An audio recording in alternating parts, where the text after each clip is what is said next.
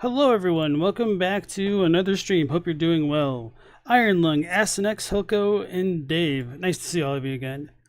So, on last night's stream, we watched a couple videos, go figure.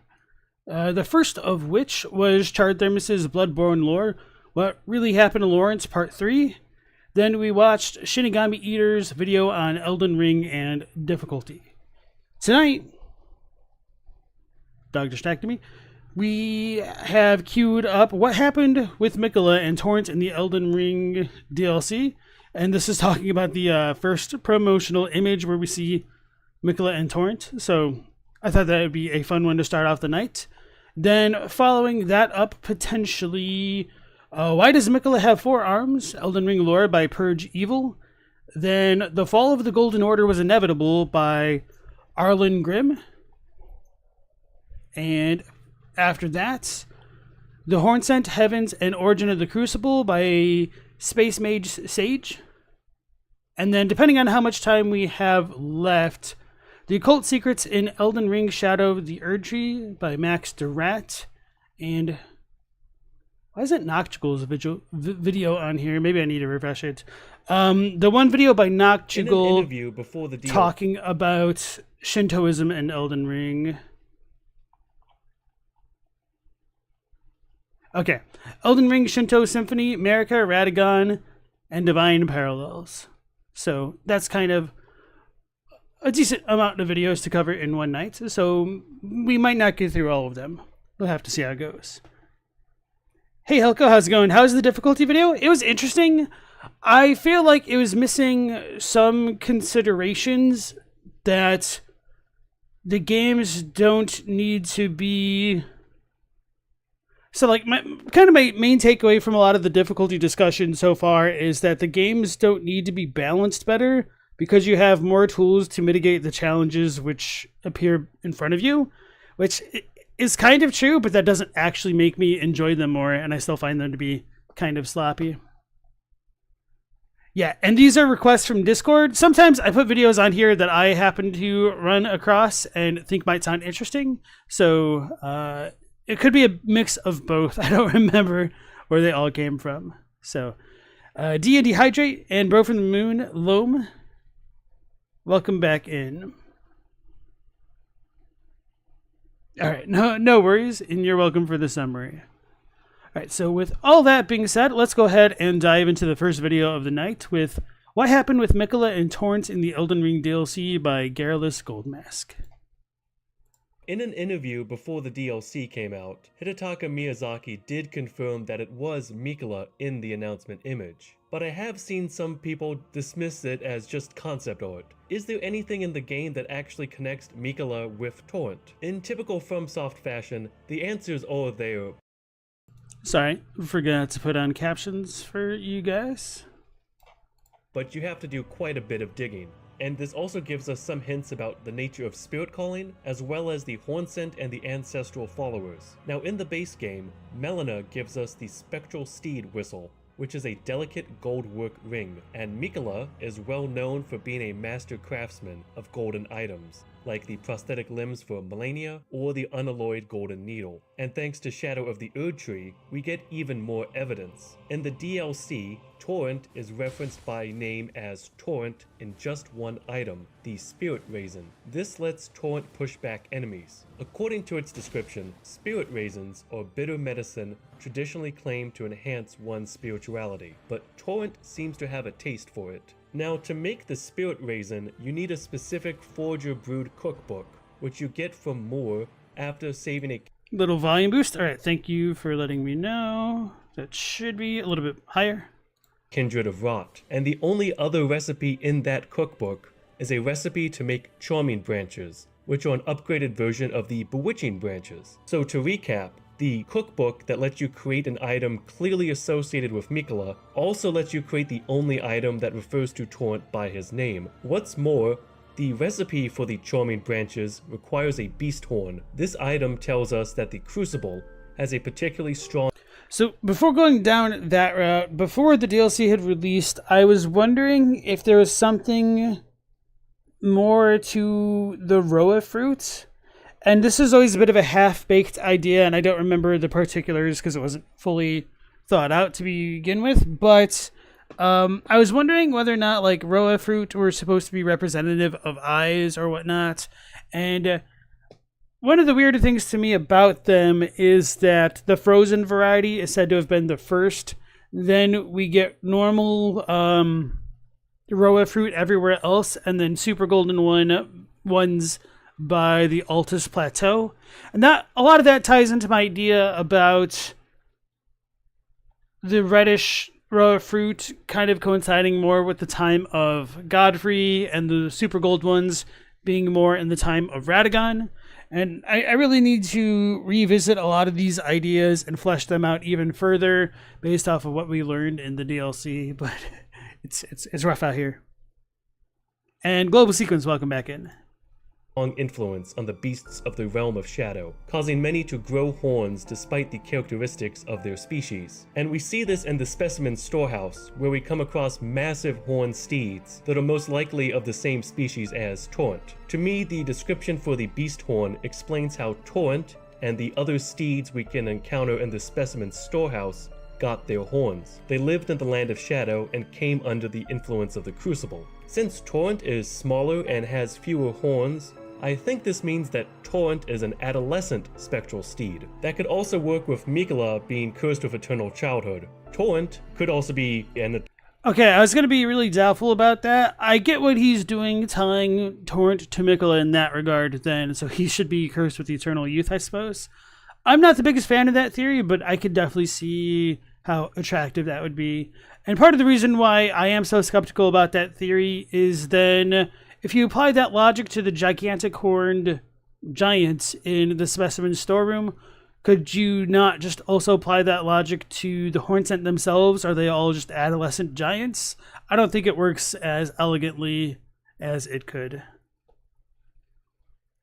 Maybe he's still eternally cooking. Young horse. And we do know that Miquella visited the specimen storehouse since there is a Miquella's cross there. The Miquella's crosses are also very important to understand Torrent, as the best NPC in the DLC tells us, they are akin to tender Miquella's footprints, or gravestones, which mark what he's left behind. And according to the spirit gravestone, the oldest gravestones turn into spirits and then fade away. We also have the lorethrough from the Land of Shadow, which is an exceptionally rare creature that burgeons from spirit graves and lives only a fleeting existence. Neither flesh nor spirit, but something in between. I think neither flesh nor spirit, but something in between also applies to Torrent. He is a spectral steed, but he can also consume fruit and get healed by the flask of crimson tears. And the I would need to think about this more. My initial reaction is to kind of discredit it, because Torrent being called a spectral steed implies that he himself is a spirit. And arguably that's a little clear in the Japanese because they use the character for Rei, but there is some potential differences between the concepts of like Rei and Tamashi, and it's a real headache. And trying to think of like a good parallel for this. Probably in many ways it's kind of analogous to talking about the differences between like a ghost, a spirit, or a specter in English. They all have like slightly different connotations, but can be used so interchangeably that it kind of matters more on the context than the actual like dictionary definitions of these words at times. So for instance, I know Bleach has a kind of involved separation between the concepts of Rei and spirit as like Tamashi, but I don't know enough about Bleach, and I don't think it's actually representative of like the most common, maybe not most common, but I don't think it's like representatives of all the beliefs about the dichotomy between spirit and spirit energy. I don't remember what they call it in English, the Rei stuff, but like Rei Atsu would be like spiritual pressure.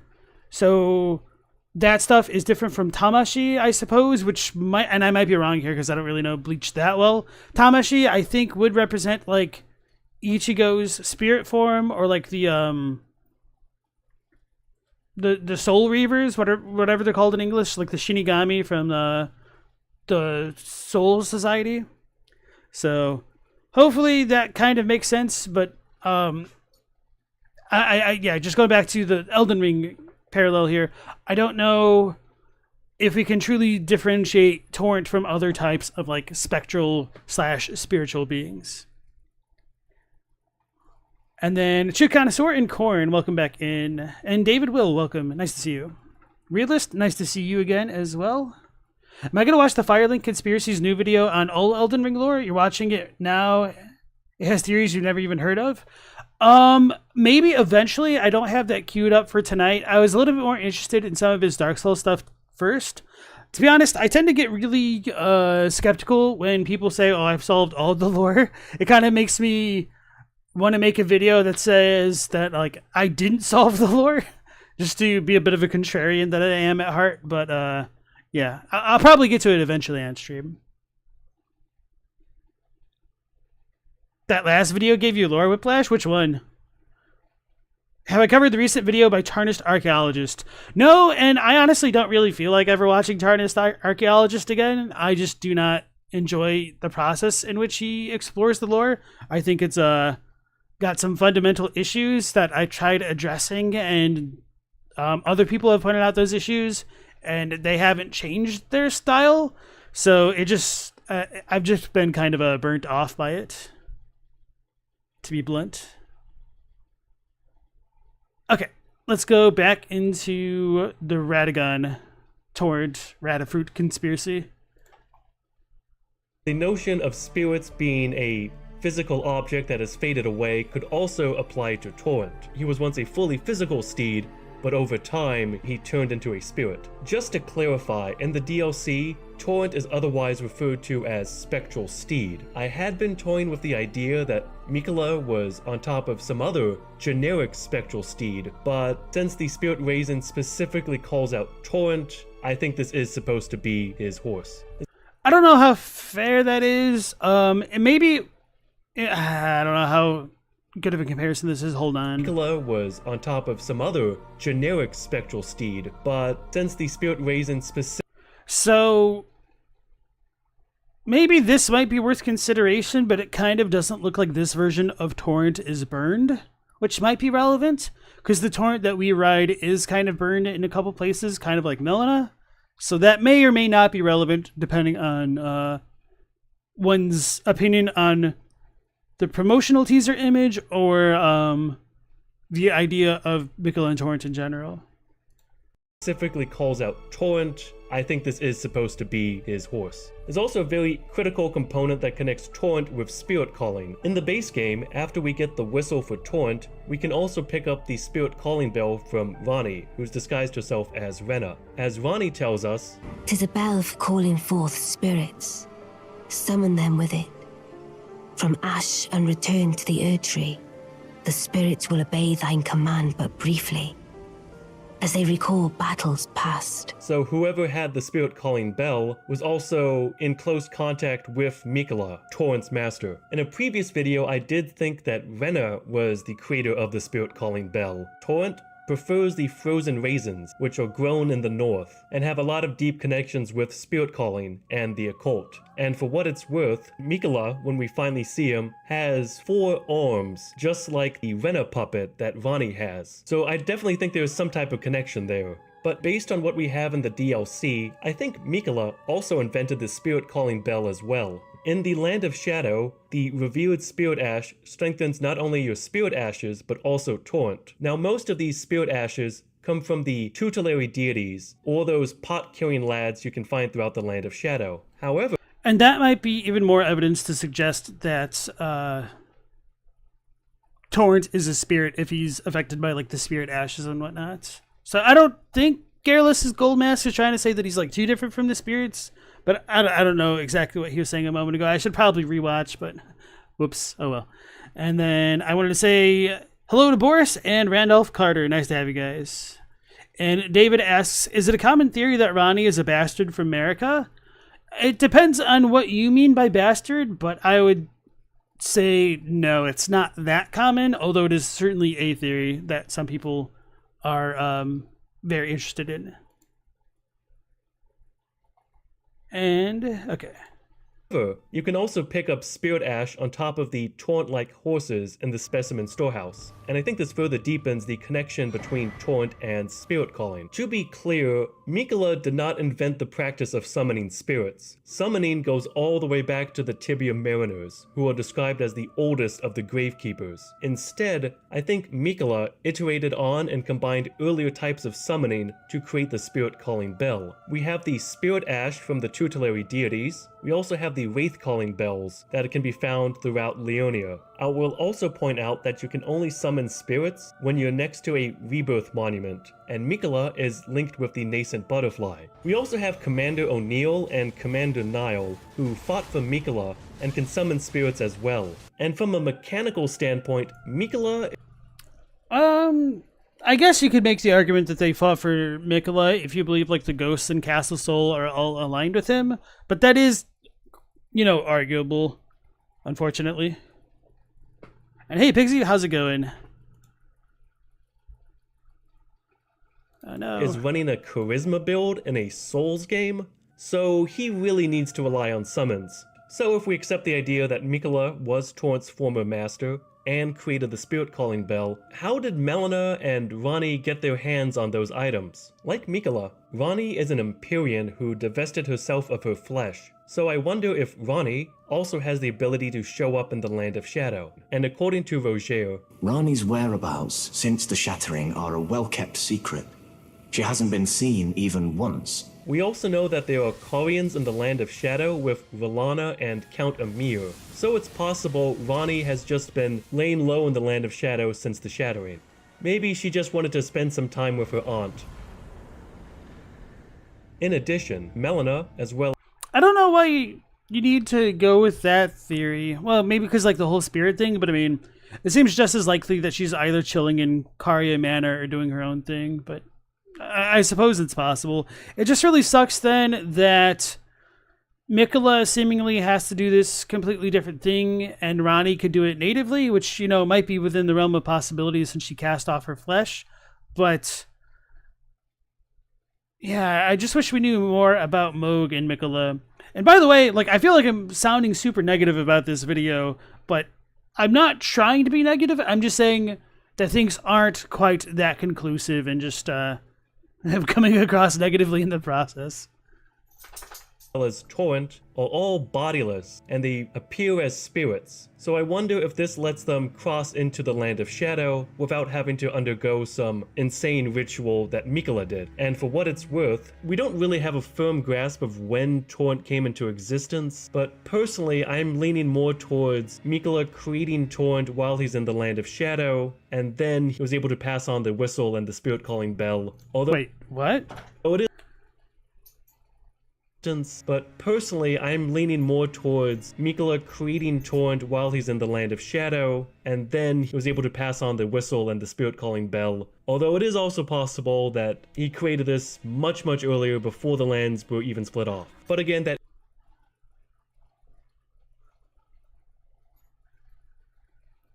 I'm forgetting, is Garrulus Goldmask the guy no, that was Jack, who thinks that Miquella was like born way earlier than the common consensus. So, I mean, trying to think of like where to approach this from right now.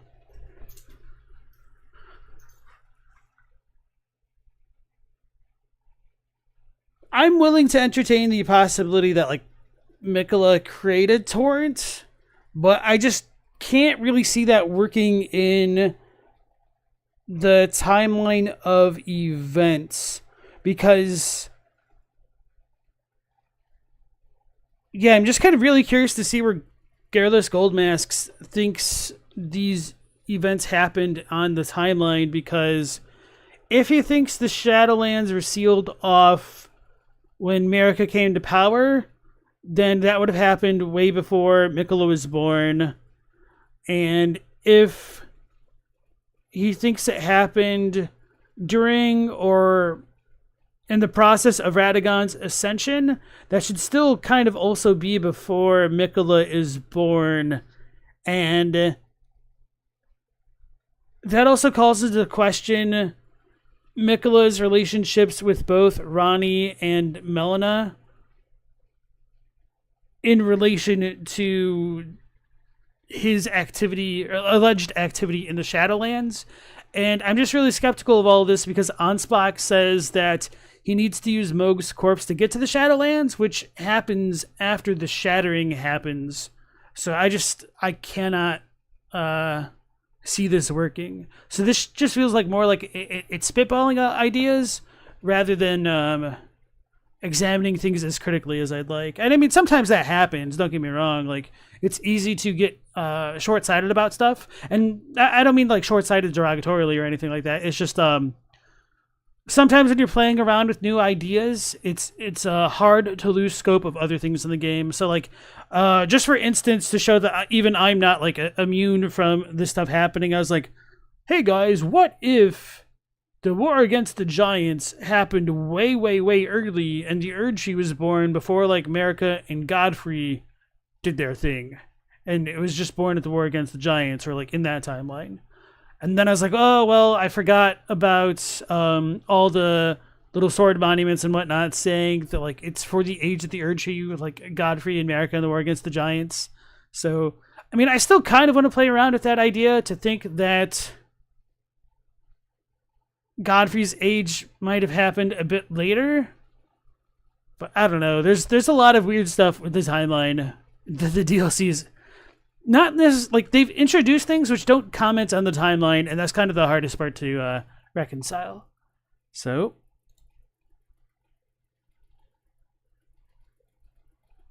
glad to hear that, Randolph. And then let's see. Realist wouldn't be surprised if Pedia has some link to Miquella as well, based on the items he sells and the weathered map that he has at the location of the Amber Starlight Shard. I do like the idea of the Amber Starlight Shard potentially representing Miquella's fate, or some parts of his golden flesh that he may have cast off. But then my question for you, and you don't necessarily have to have an answer, for this, would be, how do you feel about the possibility of Pedialyte being Celavis and or Celavis's then connection to Miquella? And then Renus, nice to see you again. Why does Torrent need to have been created? And that was just kind of one of those questions that I was going to just leave available, just, you know, to play the game that we've been presented. But yeah, I don't necessarily think Miquella has to have created Torrent at all. Okay, so Garrulus Goldmask thinks Placidusax is the twin bird because he has two heads. That's interesting. I should do a tier list on the craziest lore tubers. No, I would never do something like that for a number of reasons.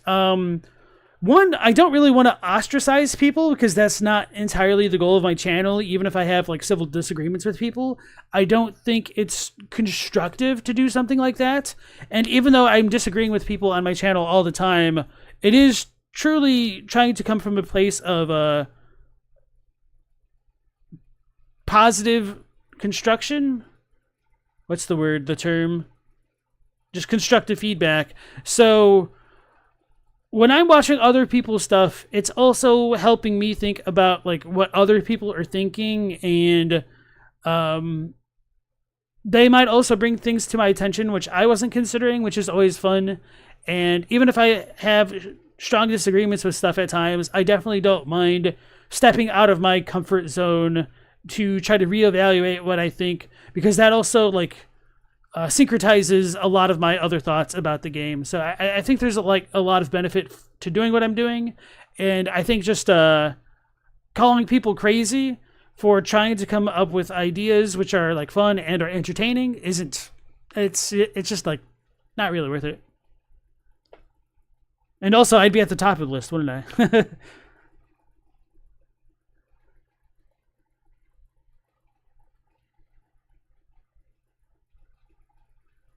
Realist crackpot theory was that Pedia was trying to assassinate Ronnie through Celavis on Miquella's orders, hence why he has the location of the Amber Starlight Shard.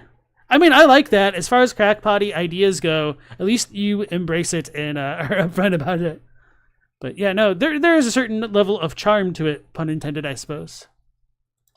That is speculation. Meanwhile, we also know that Torrent can be killed by the Flame of Frenzy. According to the item Surging Frenzied Flame, spirits are eternal, and yet Frenzied Flame... Alright, I want to back up to touch back on the crazy lore tuber thing, because I remembered like one of the other points I wanted to make about that.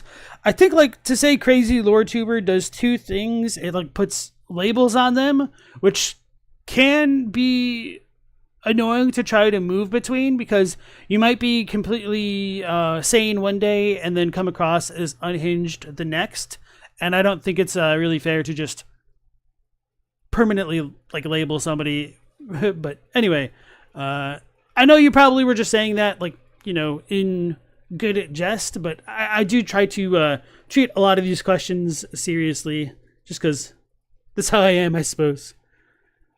Created this much earlier, before the lands were even split off. But again, that is speculation. Meanwhile, we also know that Torrent can be killed by the Flame of Frenzy. According to the item Surging Frenzied Flame, spirits are eternal, and yet Frenzied Flame melts them away regardless. This explains why we can't summon Torrent in the Abyssal Woods. He could actually die there, and this was hinted at in the base game. If you choose the Flame of Frenzy ending, and Melina is still alive, you can actually hear Torrent whimpering.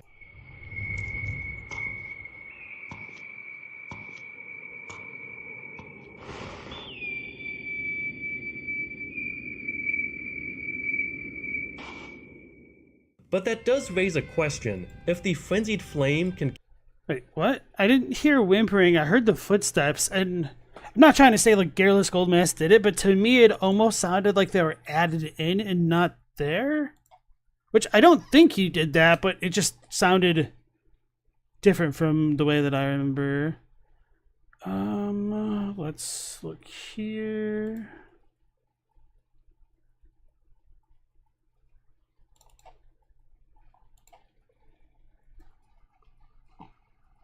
Do I have this?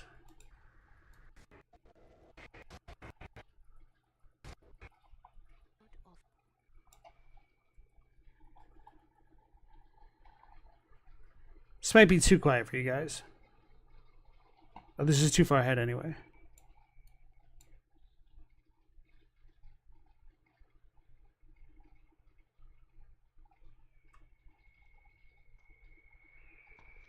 Oh no, this is here. Holy crap.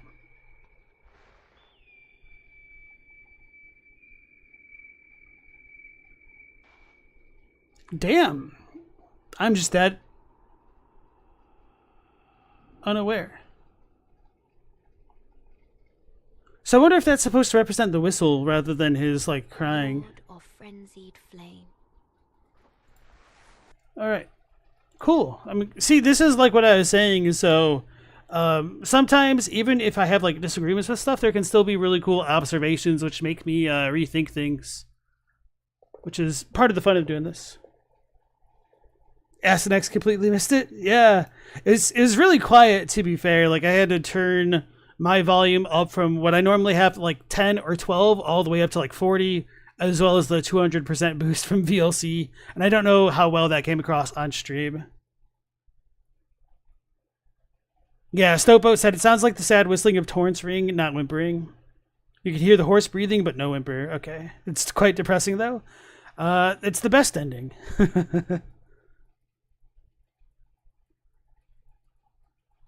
Pixie is constantly surprised by some things you thought everyone knew and was obvious, not being obvious to everyone.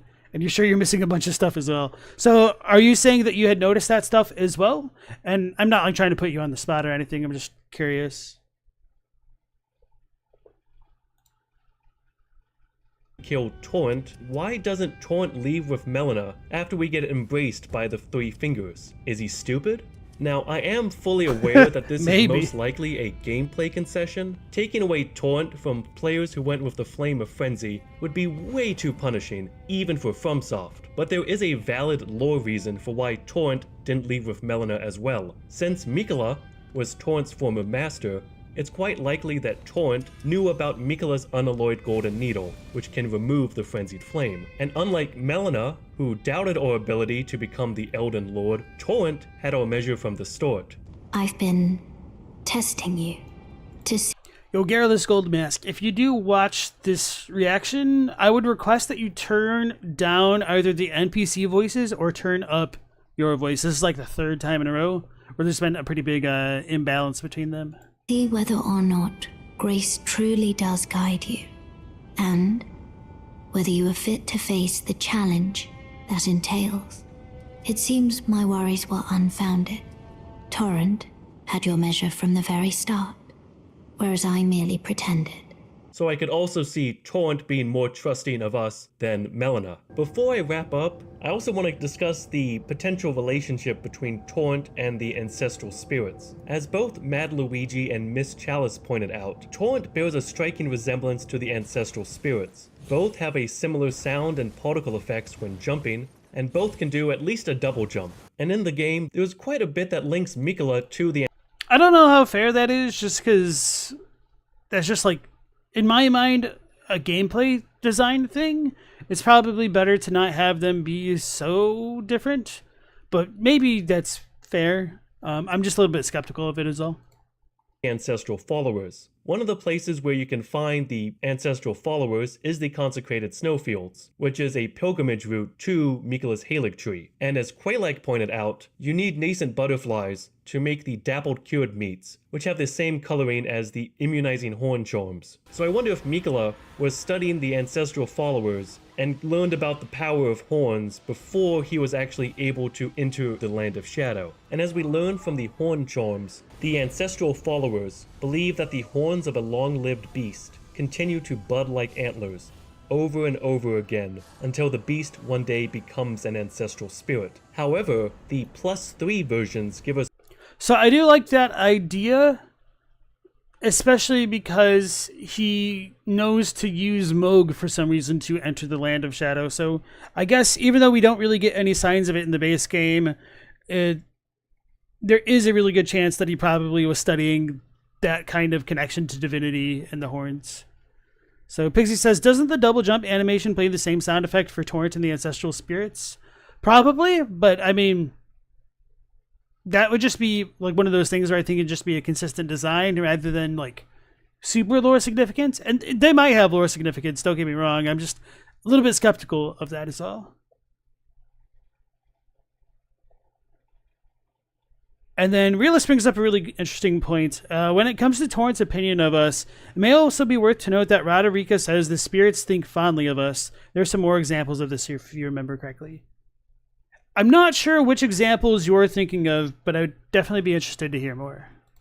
This new lore about the Hornsent. Horns are sublime artifacts to Hornsent, and their presence confirms the belief that they are a chosen people. Only the repeated sprouting of fresh horns can create a tangled horn, which is viewed as an irrefutable symbol of primacy. But as Hawkshaw pointed out, the ancestral followers don't actually grow horns, they wear them. I think the ancestral followers are no longer a chosen people because they are no longer under the influence of the Crucible, thanks to Marika. And they're much more recent. Unlike the Hornsent, there's no written lore in the game that even suggests that they predate the Erdtree. We also know that the ancestral followers eschew letters and metalworking. Meanwhile, the Hornsent had a much...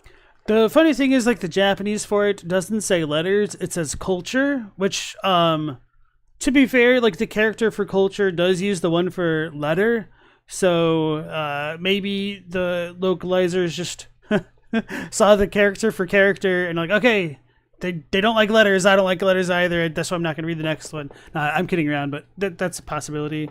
So for anybody who's like wondering about that, let's pull up G Show just to show you guys. Bungaku. Alright, so this is the character for literature, but it also has the character for like characters? Or am I thinking of something else? Let me double check the actual letters. Issue letters and... Oh, Bunmei. Duh. Bungaku is literature. Bunmei. Why did I think... I don't know, I'm having a moment. So Bunmei is civilization, and this has the same character for like letter. Well, no, that's not true. Oh my god, Anyway, I'm just gonna move on. So the character for letter is G.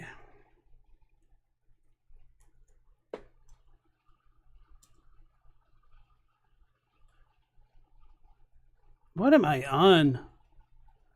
Alright, I'm just having a moment.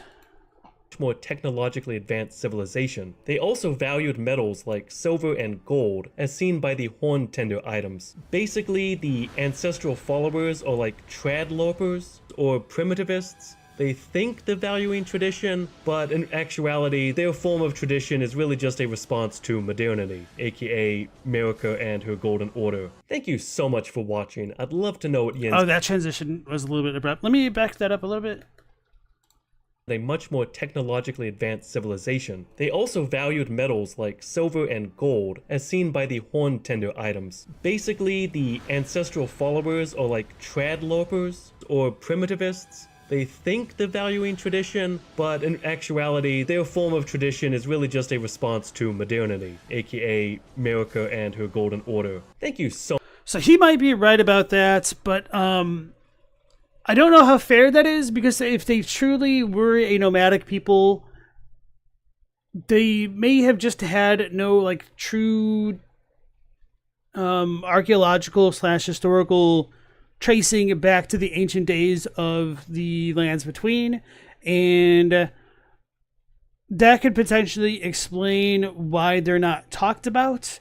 So for what it's worth, at least in the U.S., when a lot of settlers came over from Europe and whatnot, a decent chunk of them, maybe saying decent chunk might like overrepresented, but a certain number of settlers actually would join like the tribes of Native Americans. They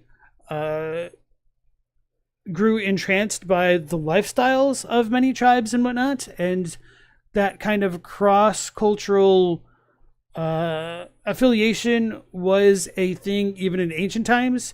And so with that kind of parallel in mind, and the way that the Native Americans were pushed further and further west and their cultures were erased, I can imagine something similar could have happened in the lands between, with Marika and her order telling all of the other people to get with her order or become powerless upstarts on the fringes, because we typically find the ancestral followers on the fringes, relatively speaking here. So could they have originally been like part of Marika's forces and then just started LARPing like Garrulous Goldmask is saying? Yeah, I do think that's a possibility. So, do I think spirits being upgraded with Glovewort? Hold on, what are you asking? Oh, do I think the spirits like being upgraded with Glovewort? Maybe that's why Radarika says they like us. Specifically the ones we have on us. Does Radarika commune with our summon ashes? So that is kind of the implication, that by giving her the Gloveworts, she's able to commune more strongly with the spirits. And I think part of the reason for that is that the Gloveworts might be meant to represent like bells, like Suzu bells. And the kinds of bells on the, what are they called? The finger reader cone staves.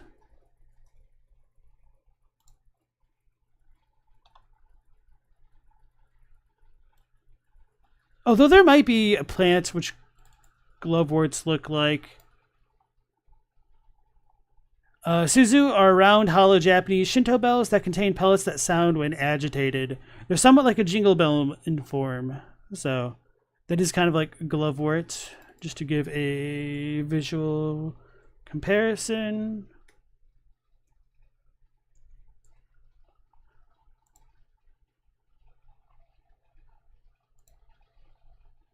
So they kind of have a similar motif, although this is Ghost Glovewort, so you can actually see like the spirit rising out of it. And then there's a lot of ties to spirits, sound, and bells in Elden Ring and FromSoft games like Bloodborne. For anybody who's like doubting that, even like the Wandering Mausoleums have bells on some of them, and the Hornsent do as well, which is interesting. So as to whether or not the spirits like it seems like it. Maybe they're lonely. All right. So, despite having like a high amount of skepticism about some of the claims, I did enjoy some of the observations in the video. So I'm going to link you guys the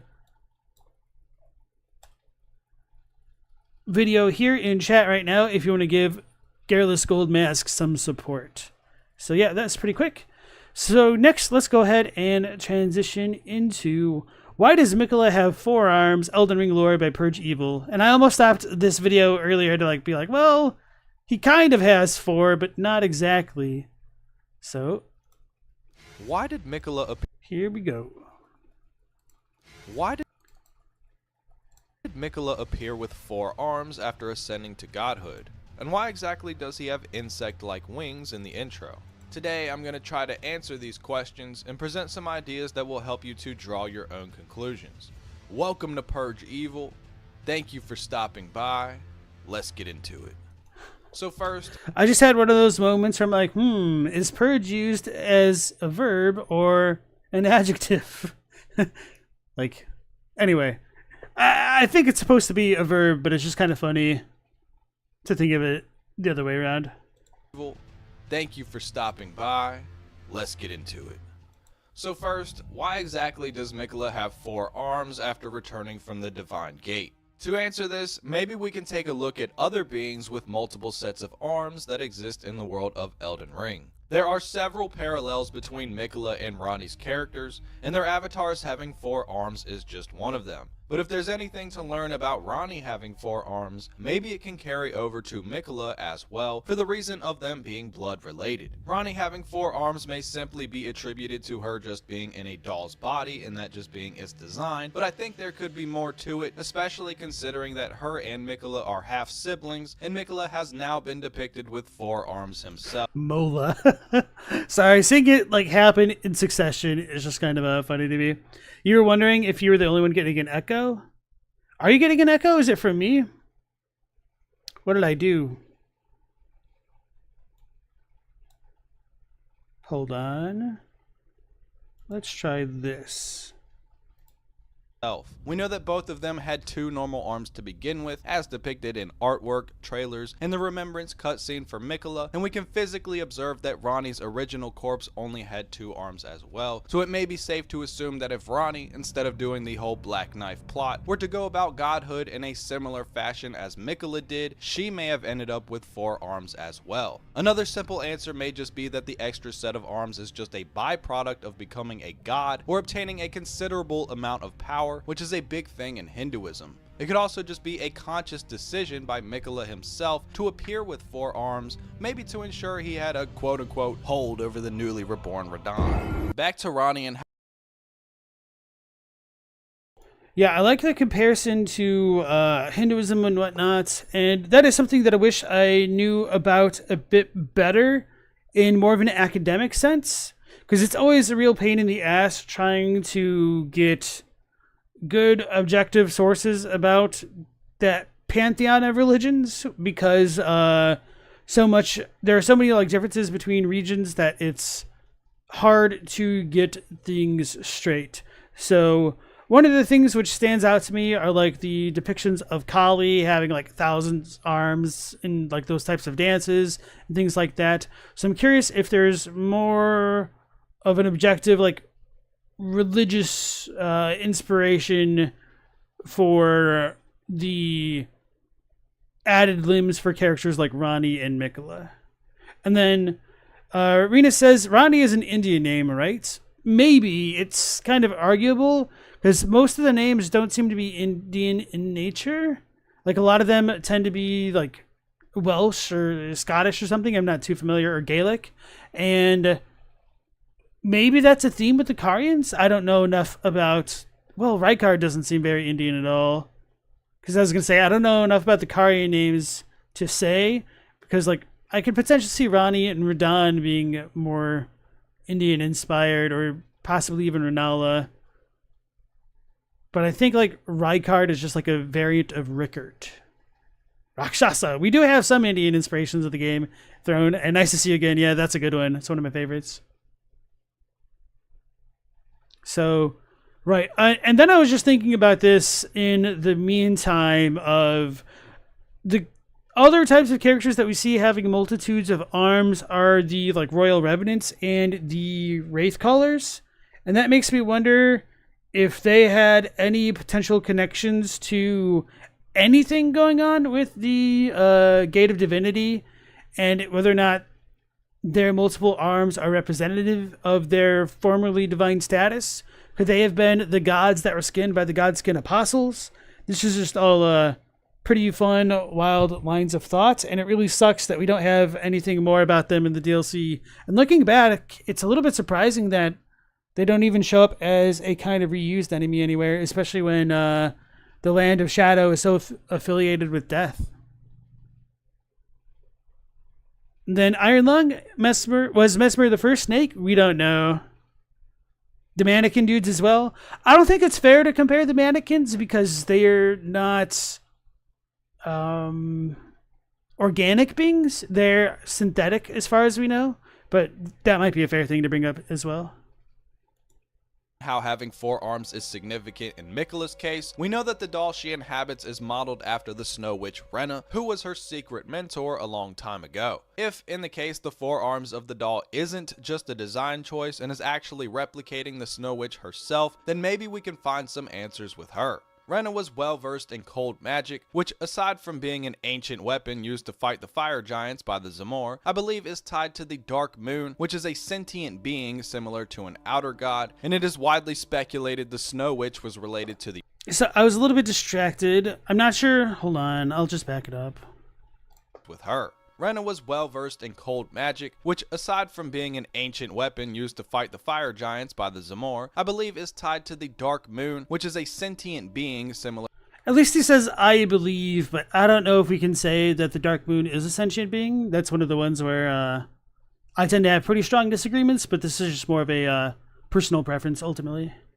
...to an outer god, and it is widely speculated the Snow Witch was related to the Revenants and Wraith Callers, or may have been one herself. Revenants are another creature that have multiple sets of arms that some believe to be grafted, but I think they're actually their own thing. The reason being that they all have these same exact limbs, rather than the look of them actually being grafted on. They also have a boss-type enemy with the name of Royal Revenant, who is located in a dungeon with the title of King's Realm Ruins. The names Royal and King's Realm, along with many of the Revenants appearing throughout Liurnia, leads me to believe they may be tied to the Carians at the very least, which means the Wraith Callers that hang around the Revenants may be tied to the Carians as well, considering the two creatures are extremely close in nature and location. This leads to the interesting thought that Renna the Snow Witch was actually a type of Revenant herself, more likely resembling the Wraith Callers, and others have attributed this to the bluish skin of the creatures in the doll, along with the bells they use to summon wraiths, and the bell Ranni gives the tarnish to summon spirits. So it's possible that she may have been part of the Carian family, or part of the Academy at the very least, before she left to live in the woods and eventually came to be known as the Snow Witch. So with all of this, the nature of having more than 2 arms could possibly be linked to the moon, which possesses wisdom and is similar to an outer god, if not just straight up actually being one, and it's possible that Miquella may have come in contact with this being during his ascension. Or more likely, having multiple sets of arms can possibly be directly linked to godhood itself. This could mean that the Revenants and Wraith Callers went through some sort of failed ascension, leading them to be in this cursed type of state seen throughout the game. This is why Yeah, so that's an idea that I also like, but just to be a bit of a party pooper, to share the common theme, it definitely sucks that we don't have any more connections beyond that than the limb thing. So Stopa was saying that Ranni, and I definitely can't read like Sanskrit, means queen in Sanskrit. Or is it Ranni? But thank you for that. Yeah. So I would like to believe that, but I would just like a little bit more consistency with the other children names, which doesn't need to be a thing at all. I mean, there's certainly a multitude of parents out there who've named their children with different etymological roots, so that isn't necessarily like a surefire argument against it, to be fair there. And then John Voices, welcome in, and Joji Pochi, nice to see you again. the Wraithcallers and the Flymen in the DLC seem so similar. You know, that's a good point, that the Flymen do get some extra limbs, although they're like the bottom set of their arms are completely skeletal in nature, which is kind of unnerving. So is that a failed form of apotheosis as well? Maybe we would need to rethink that idea after all. Is it ever explained what the Wraithcaller Yellow Flame is? Sort of. So it's said to be they're vengeful or rancorous spirits, essentially. And sorry if you wanted like a bit of a more in-depth answer, but there kind of isn't one beyond that. Ronnie only has 4 arms. Well, she would have also had like the 2 legs, but yeah, the Royal Revenants do have much more arms. Let's go back in. They are weak to holy damage and are literally the only enemies in the game that take damage from the AoE on our healing spells. There's also the possibility that Miquella may have similar blood to the Snow Witch and by extension the Carians. We know that if Miquella was a build, he would have both intelligence and faith at the very least for fundamentalist incantations, and this would also mean he would be able to use sorceries naturally, further linking the possibilities, albeit I think that one is a little bit of a stretch. If 4 arms is in some way linked to godhood, this could make sense for why Radagon and Marika are only ever seen with 2 arms respectively, that being because they've been split into 2 identities. If they were never split, maybe another idea is that he was trying to fill the void left within him from Saint Trina. I would need to consider that a lot more. And then, if that is true, that might help characterize why Radagon felt imperfect. But then that also brings up a lot of questions about the so-called duality of Marika and Radagon, and whether they were of one body or 2 bodies that split, which is a bit of a hot topic, and I kind of hate discussing it at this point. They might have 4 arms in some ascended or spectral form. If this is the case, it would explain why Miquella has 4 arms, but one of them is incomplete. Miquella abandoned his love. He didn't directly split himself in half, and the rest of the arm that's missing from his ascended form could possibly be what was used to create the physical body of Saint Trina. I suppose another explanation for him technically... I don't like that idea because we're given 2 other crosses where he abandons his arms, sinistral and dextral. So I feel like the arms are a little bit separated from this thing. So I think Trina is separate, but going back to that idea of Trina once being part of Miquella's body, there might still be that ultimate connection between him needing, well, metaphysically originally having 4 arms, I guess. I don't know where I'm going with this. Only having 3 arms would be that his ascension to godhood was incomplete, as the Tarnish interrupted it when they began to fight Radagon. Other beings that have 4 arms are the Fly People, which leads us to the second question: why is Miquella depicted with insect traits in the intro? I mean, for 2 years, we literally knew Miquella as the guy inside of a cocoon. Multiple sets of arms in and of itself can be directly related to insects, and Miquella appears to have a set of translucent wings in the intro. This has led to the thought that Miquella may have actually taken on a man-fly form before ascending to godhood. From the man... And I like that idea, even if I don't like the actual implications of it, if that makes sense. And maybe I should say that's a pretty good observation, even if I don't like the repercussions it could have on the lore if it, like, pans out. Fly ashes, afflicted Hornsent eventually metamorphosed into a fly-like form. It was believed that the moment the transformation took place, they were relieved from their suffering. So we know the Fly People are related to the Crucible because they are literally just diseased Hornsent, and we know very well that it's possible for the offspring of Marika to have traits of the Crucible. So does this mean that Miquella was not only afflicted with eternal youth, but he also began to develop traits born of the Crucible? And more specific...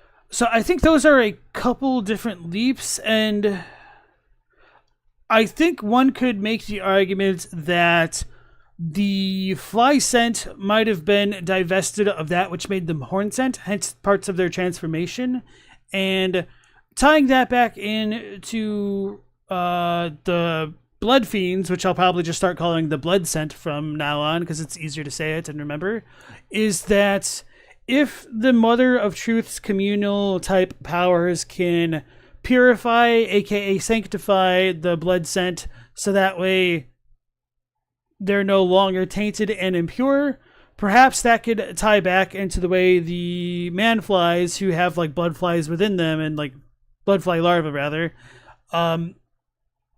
do their own transformations and lose their horns. And if the horns are the connection to the Crucible, it might be worth considering whether that connection was severed after this transformation. Specifically, was he actually afflicted with the fly disease? This would actually fall in line with the fact of Miquella trying to create his own Erdtree, and how it actually resembles the same spiral pattern that is seen all throughout the Land of Shadow, in incantations, and as a representation of the Crucible's power. That's a really good shot. Just wanted to say that. The implication being that by trying to create his own Erdtree, it is possible for him to have taken on some aspects of the Crucible in the process. To further add to the possibility of Miquella either having taken on the fly form or have been in the process of transforming into it, the ailment talisman reads, "When the weak were infected with the dreaded fly sickness, they perished well before metamorphosis could take hold."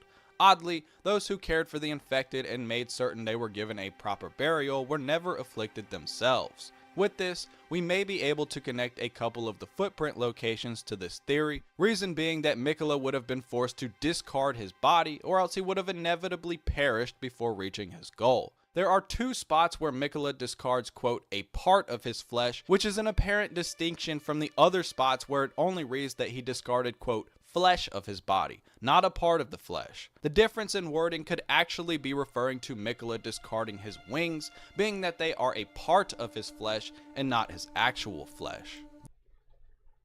I'm going to admit that I'm a little bit lost here. I'm not sure if backing up will actually help me out, but I'm going to do it regardless.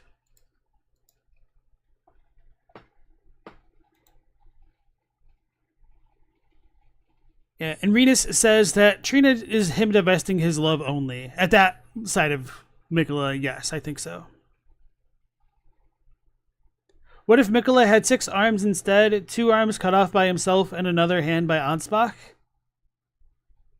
I don't know, like, I don't like a lot of that stuff just because why would the effects of what happened to his original body linger into the new one?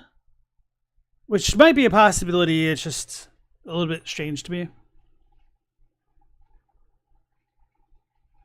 Miquella is depicted with insect traits because he's a bug who must be squashed. Okay. And then John says, between Millennia's butterflies, the man flies, and the clean rot knights having a moth-like cape, you think insectoid forms and metamorphosis is a huge theme with both Millennia and Miquella, and all the cocoons in the Halo tree. I'm curious about the metamorphosis of rot, and you might be able to make that argument with like the kindred of rot.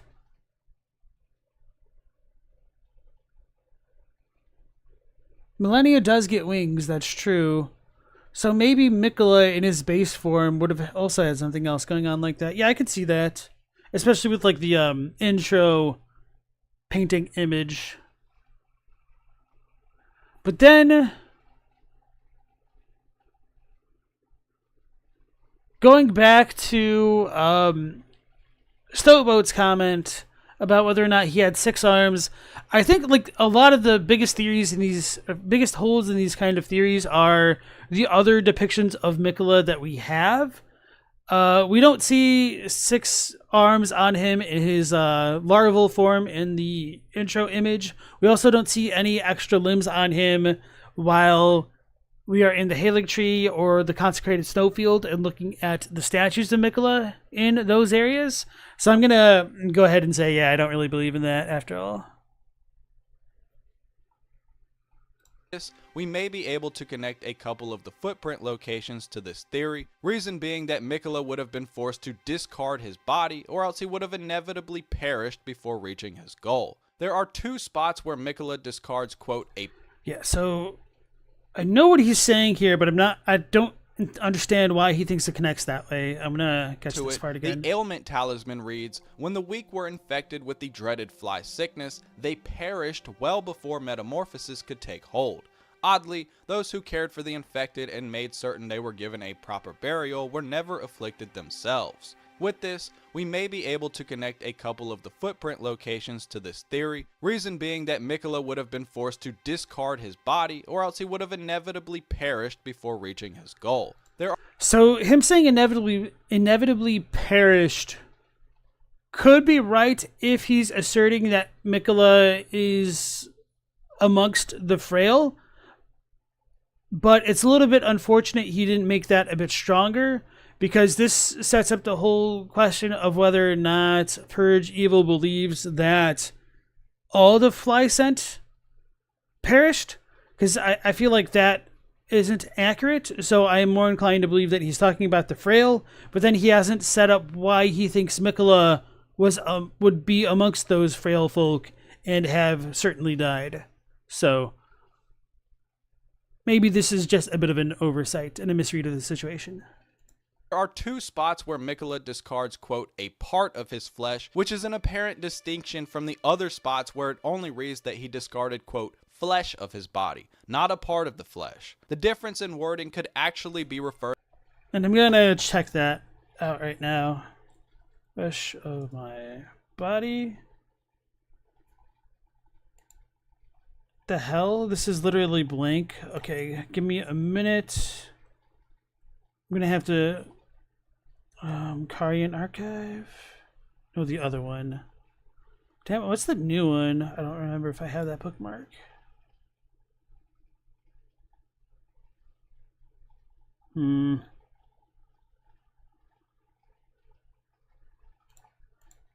So the issue that I'm having here... Oh, wait, no. We have another one over here. The Last of the Flesh. That's not fair. The first of the flesh of my body. The flesh of my body.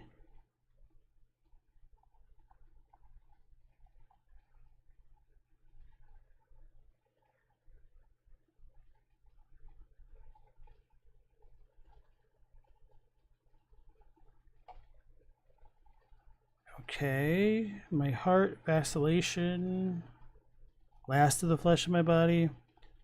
So, okay, yeah, this might just be an issue with the way that my stuff had been copied.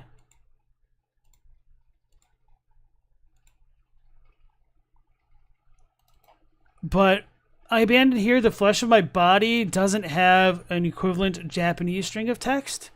So this might have been added by the localizers, but that doesn't make sense, because then what was in the Japanese part? Was it just reused from somewhere else? But when we scroll up, I abandoned here the first of the flesh of my body. That's pretty close. This is arguably slightly different, but I think the context later on makes this a perfectly fine localization. And let me see what he's trying to say again. Referring to Miquella discarding his wings, being that they discards, quote, a reason being that Miquella would have been forced to discard his body, or else he would have inevitably perished before reaching his goal. There are two spots where Miquella discards, quote, a part of his flesh, which is an apparent distinction from the other spots where it only reads that he discarded, quote, flesh of his body, not a part of the So, okay, this is one of those things where I don't know if his observations are correct. If there are two spots where it says, here I abandoned the... What was it? other spots where discards... I abandoned here a part of the flesh of my body. So if there are two instances of that, I can see that perhaps this... phrase is supposed to be repeated, but then they switched it and added another one. Here I abandoned the flesh of my body. It's so awkward. I'll need to look into this a bit more later. I'll need to find the site or a different one, a different text dump, to see if it does line up with this. Where at? Oh, there we go.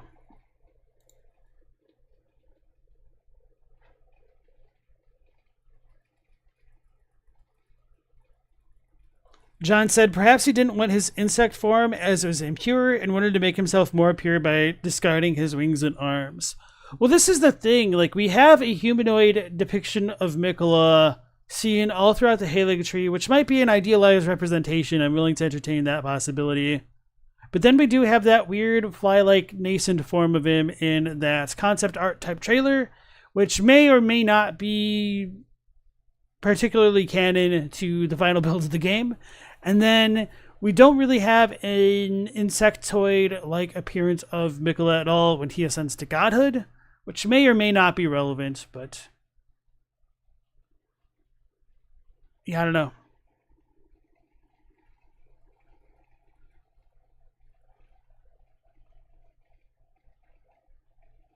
If the body he has in the Land of Shadow is a new one, compared to the one in Mogan Palace, that's the good question. Okay, let me... So, we have a multitude of issues with Miquella's body in that he first abandons his body, like, in the Halig tree, or is the Halig tree growing a new body for him? Maybe that's a possibility.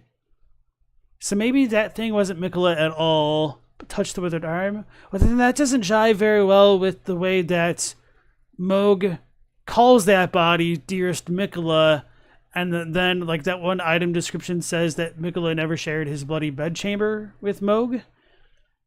And then when he gets into the Land of Shadow, we're told that he's divesting other parts of his body despite having already not been in his body. It's all messed up, man.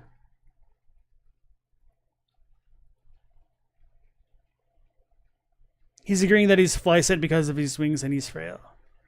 Do I believe that Marika wanted to die in the end?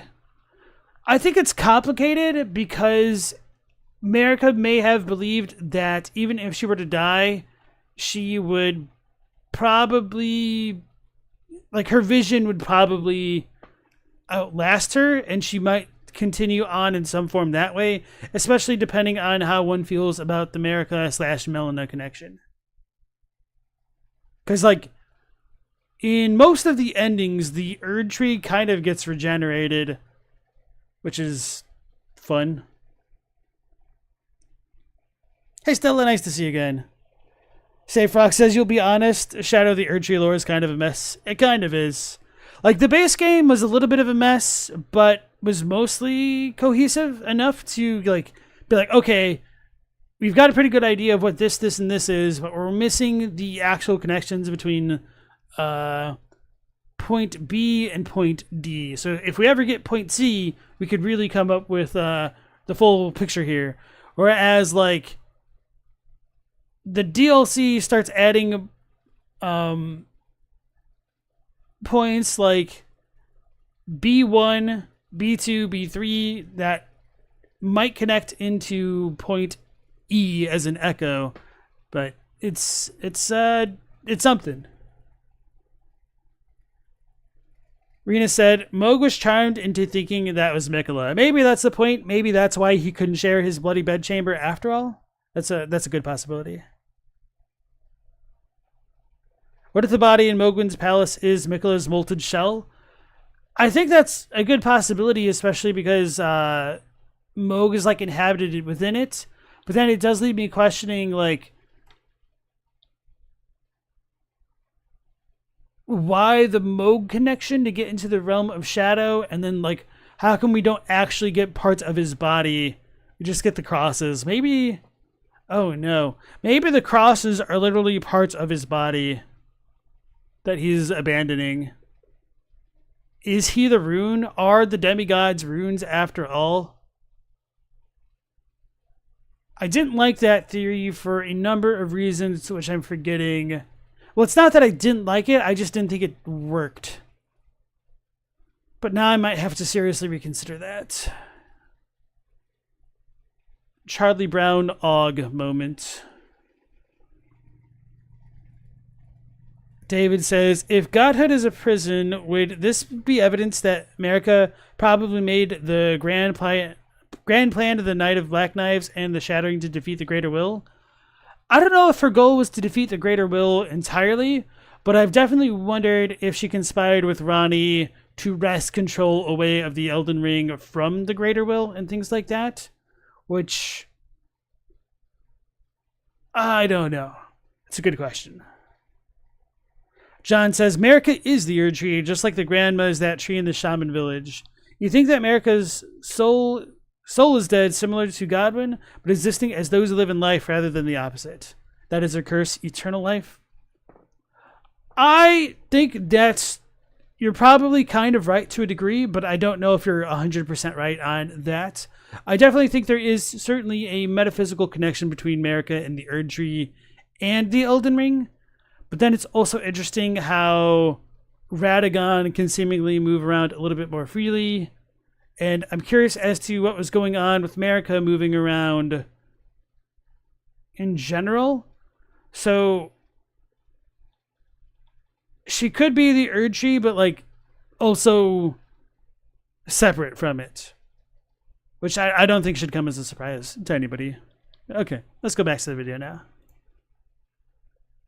Quote, a part of his flesh, which is an apparent distinction from the other spots where it only reads that he discarded, quote, flesh of his body, not a part of the flesh. The difference in wording could actually be referring to Miquella discarding his wings, being that they are a part of his flesh and not his actual flesh. This theory could possibly explain why he has 4 arms. Technically one's missing, but I really think it is the best argument for why he appears to have insect wings in the intro at the very least. The theory being that Miquella was not only afflicted with eternal youth, but that he... So, just to frustrate all the male gamers out here, it is possible that this thing could just be made to represent something more akin to placenta rather than like literal wings, but I also think there's a very good possibility that the design philosophy behind Miquella may have undergone a significant amount of changes as they worked on the game. I think it is the best argument for why he appears to have insect wings in the intro at the very least. The theory being that Miquella was not only afflicted with eternal youth, but that he was eventually affected by the Crucible as well. Being that Marika's children have the chance of possessing these traits, it wouldn't be far-fetched to assume that Miquella would carry the same latent omen/Hornsent DNA, which is actually part of a theory that Marika was actually a Hornsent, but that's a topic for another video, or that he acquired the energy from the Crucible by the decisions he made during life, such as creating the Tree, tampering with the primal energy of life and death itself. I just realized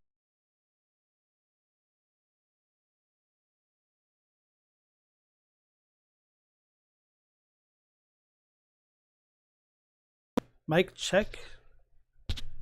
Okay, look, it sounded like my mic cut out for a moment.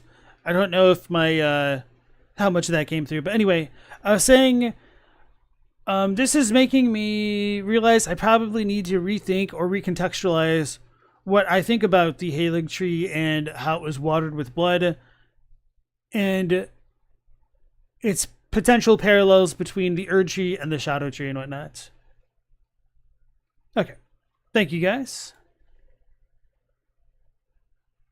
Complete spiral pattern of the Halig tree, of course, being a representation of this. Another possible catalyst for his insect affliction would be his interference with the body of Godwin, considering it is the source of the death root, and the death root brings with it a swarm of insects, and even further, insect wings are literally poking out of the death root itself, suggesting that the insects are being born from it. Roger. Yeah, and that's a good...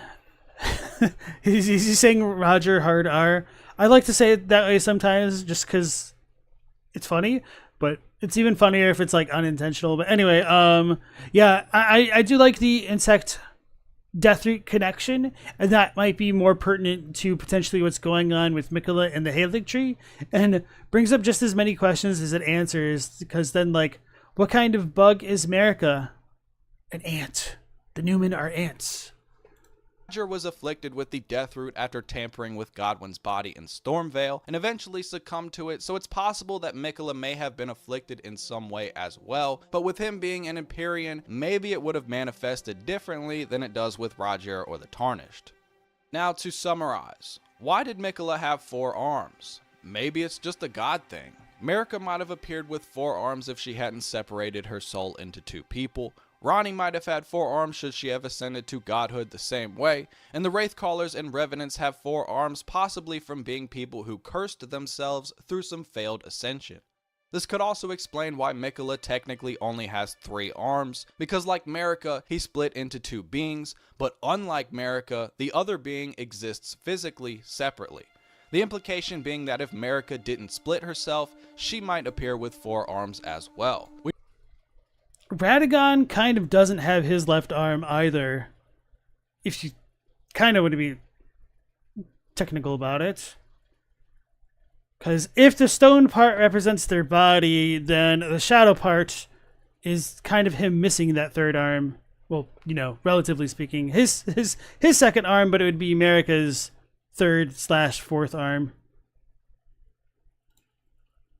We do not know for sure if Marika and Radagon existed separately, but if this theory were true, I think this missing arm could be the flesh that was used to form Saint Trina. Second, why was Miquella depicted with insect traits? This one is a lot harder to try to answer aside from it being retconned artwork, but I think the best theory we have from the information we've gathered is that Miquella actually had taken on some type of fly form before ascending to godhood. I'm not sure if I buy into this one though, but it is something that turns the wheels, especially considering how likely it is for Miquella to have taken on some aspects of the Crucible at some point. It's also possible that it may have been a byproduct of tampering with Godwin's body, and in turn, the death root. I'm not sure which of these is the truth, or if any of this is the truth, and I'm eager to hear everybody's thoughts and opinions down in the comments. With FromSoft being FromSoft and Shadow of the Erdtree likely being the one and only DLC for Elden Ring, it's likely we will never get any definitive answers on these 2 topics, but it's always fun to speculate, and even with evidence to suggest one thing or another, it really is left up to you on what the truth really is,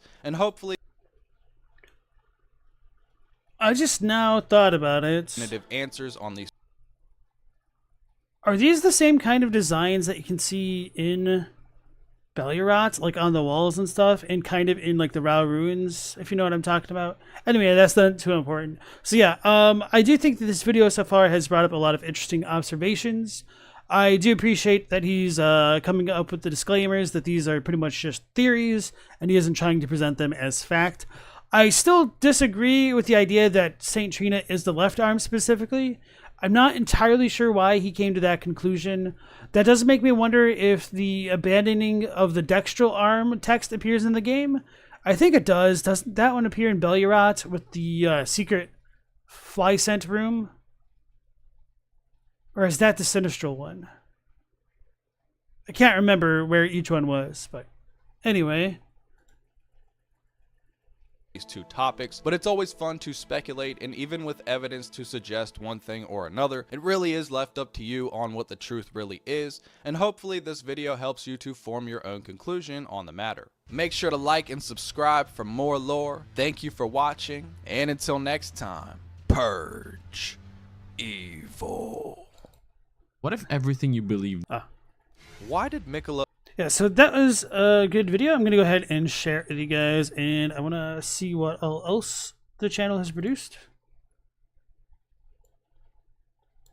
to decide if I want to subscribe and whatnot. Now, while it was... Radagon refused to become Miquella's consort. Ooh, sounds fun. The Tragedy of Mesmer sounds fun. The truth behind it. Consort Radagon's difficulty. Okay. So yeah, no, this seems right up the alley of the channel, so we'll go ahead and give him a sub if you guys want to do so as well. We'll double sub. Alright, so yeah, that'll be it for this one. Let's go ahead and move into the next one with The Fall of the Golden Order Was Inevitable, Doomed from the Start by... What if everything... Arlen Grimm. What if everything you believed in was a lie, and the deliverance promised to Here we go. you? What if everything you believed in was a lie, and the deliverance promised to you was never going to be fulfilled? This was the fate of the Golden Order, not by their own fault, not even entirely by Marika's fault, but rather may have been due to the greater will, or more precisely due to its absence. Note that in this video there will be a fair bit of speculation coming from me as we talk about the doomed Golden Order and how it all stems from Metyr, the mother of all two fingers and the broken router of the Greater Will. I believe this brokenness of Metyr is The broken router of the Greater Will. I like that. I feel like the fingers would be the router in this metaphor. And the Greater Will is like the ISP, I suppose. And John Voices said, if Godfrey has Sirach on his back and was said to have defeated the Stormlord, and divine dancing beasts are lions, was Sirach the Stormlord? So I'm not sure, just to be blunt about that, but I do think it's a really good possibility, to be honest. also the reason why Marika shattered the Elden Ring. So let's get right into it. Metyr was the first shooting star that fell into the lands between, and as mentioned, she is the mother of all two fingers and finger creepers, at least according to her remembrance. She is also, or was also, the one supposed to be communicating with the Greater Will, but at some point became broken and could no longer receive any messages. While it is also... So this bothered me because it just does. Arlen, if you see my reaction to your video, after you crop out the item descriptions, it's a little bit more professional to recenter the thing that you have, because it's just off-centered. Doesn't look as good as it could. Broken and could no longer receive any messages. While it is also implied that the two fingers communicate with her instead of directly to the Greater Will. As such, during the base game, when the Elden Ring was shattered and the Golden Order was abandoned by the Greater Will, it may actually have been Metyr who stopped communicating with the two fingers. But let's not get ahead of ourselves, and let's start in the beginning. Miquella the Kind mentioned in the story trailer for the DLC that there was a seduction and a betrayal. I have a few theories on this, but for this video, I believe it might be referring to Marika and the Greater Will. The Greater Will or Metyr might have seduced Marika with power, or maybe even vice versa, while the betrayal could either be the plucking of the Rune of Death or the fact that the Greater Will wasn't there after all. Either way, the two fingers may have promised Marika with power. A power capable of saving her people, a power capable of carrying out her revenge, and a power that would grant her godhood. The power of the grace of gold. Unfortunately, this power is but a hollow promise. While it did come true, it would ultimately serve as her prison as well. Now, according to Count Ymir, Metyr was broken from the beginning, that Metyr may have been operating on old instructions from the Greater Will, and that from the very beginning, the Greater Will had already abandoned them. In my opinion, this may have been unknown to Marika at the time that she received her two fingers from Metyr. Thus, she helped create the Golden Order with the two fingers on Metyr's design or an outdated design of the Greater Will. And there are a lot of questions which come with Metyr and its relation to the Greater Will. I've wondered whether or not it's kind of like a bastard child in a similar sense to the way that Estelle is the bastard natural born of the Void and whatnot, especially now that we have more contexts which directly associates the Greater Will with an abyssal void and whatnot. And how much of this abandonment is meant to be literal or figurative, because if everything comes from the Greater Will as a kind of allegory for something akin to the Elden Ring's universe's Big Bang, then could anything have truly communicated with the Greater Will itself or begun to understand it? A lot of questions arise in my mind about the glintstone sorcerers who peered into the void and saw like a broken star cluster, or they just kind of lost their minds, and whether or not that is supposed to be indicative of the state of the Greater Will. And we don't really know, but it definitely leaves a lot to the imagination. And also, good choice of music for the video. Perhaps Metyr had hoped that it would garner notice from the Greater Will if she had succeeded in the lands between. So it may have been Metyr that granted Marika the seeds of the Erdtree, similar to how we were granted a talisman by blowing on the horn in the Finger Ruins. Unfortunately, Marika's rise to the Divine Gate is still largely a mystery, so through some chicanery, Marika was able to rise to the Divine Gate and ascend to godhood. It's not really that clear how she did this. Perhaps she already had Godfrey with her in order to assist her in becoming a god, or maybe the Two Fingers just had enough power to ascend her to the Divine Gate. Either way, by ascending to godhood, she was able to plant the seeds of the Erdtree. And according to the And I've got a lot of questions about that stuff, like, is it possible that the golden threads that Marika pulls from the question mark being on the story trailer be a slain Two Fingers, and is that where she obtained the Erdtree seeds? But that's like a super crackpot theory, and it could bring a lot of other things together nicely, like the Nokron Finger Slayer blade and everything, but we don't know. And if that was the idea, it would have been nice if we had a better connection to whatever the hell Ronnie does in her ending as to what she does with Marika. Actually, maybe that is part of it. Let me think about that, because Marika pulls out gold. Ronnie kind of pulls out gold from Marika, but it definitely looks very, very different.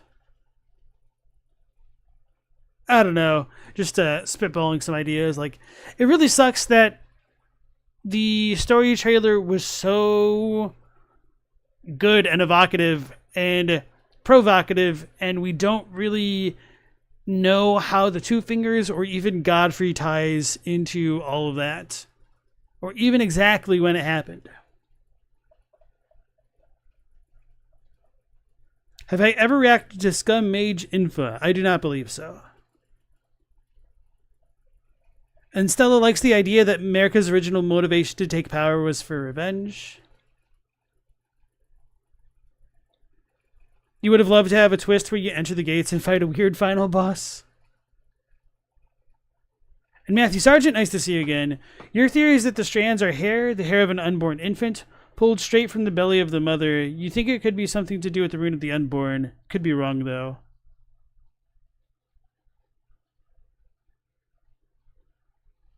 Maybe. I don't know. If it was the rune of the unborn, I would have liked something more than strands, which aren't super representative of that rune's shape. And this isn't a criticism of that idea so much as it is just the story trailer itself, because I was wondering if she's pulling out destined death at that moment.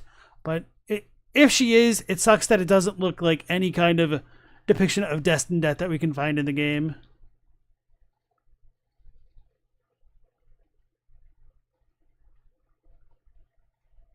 Joji thinks that the strands are noodles, because it's a Japanese game after all. But it's set in the West. Well, not really, but you know what I mean. Trailer. An affair from which gold arose. Gold arose from this union, and I believe that the seeds of the Erdtree may have also contained the Elden Beast, though maybe in an infant form, which grew with the Erdtree and eventually into the Elden Ring. It may have also been here that the Elden Ring would be interred into Queen Marika. So, let's think about this from a kind of goofy ass, genetic angle, sort of. Eugenic angle might be a better word for it. And also a much word in the grand scheme of things. But anyway, if Greater Will equals parent and Metyr equals child, then does Metyr's child equals Greater Will grandchild? Therefore, is Two Finger equivalent to Elden Beast equivalent to Greater Will to Metyr? Sorry if that sounds really stupid said out loud. Anyway, I'll just try to phrase this a bit more normally. That if the Elden Beast is to the Two Fingers then is the greater will to Metter what the Elden Beast is to the Two Fingers? That wasn't entirely more normally, but hopefully that makes a bit more sense. So, in other words, does the Elden Beast literally come from the Two Fingers? And is that because of a common thread of connection to the greater will through the Two Fingers and Metter? I don't know. Yeah, the Elden Beast and the Two Fingers are cousins. Just makes me wonder if, like, Metter had an Elden Beast type situation in her as well. I don't really believe this at all. I'm just trying to, like, spitball here. Prompting the official start of the Golden Order. However, without a true outer god backing up this Golden Order, its rise was not a pleasant one. And I will take umbrage with that characterization of the start of the Golden Order, in that technically the Golden Order we know starts with the removal of the Rune of Death, which may or may not coincide with the Two Fingers and the Elden Beast and Marika's rise to power. As everything was opposed to it. The giants, the dragons, maybe even the Eternals, and many, many more. Luckily, Marika would have an Elden Lord in the form of Godfrey to battle with those opposed to the Golden Order, and would have many children as well. These demigod children would be a great strength to her power as well. Aside from the demigods, those interred in the Walking Mausoleum are said to be great warriors that are her children cast away as well. Godfrey and her demigod children would wage war with all those opposed to the Order, and with the power of the Grace of Gold, they would emerge victorious in this endeavor. So with the Golden Order at the top, they would enter the Age of the Erdtree, and with no more enemies, Marika would exile Godfrey and his warriors and strip them of the Grace of Gold so that they would get stronger outside of the lands between. Doing this, she created the Tarnished. But what now? For while the grace of the Erdtree was abundant, it was only fleeting.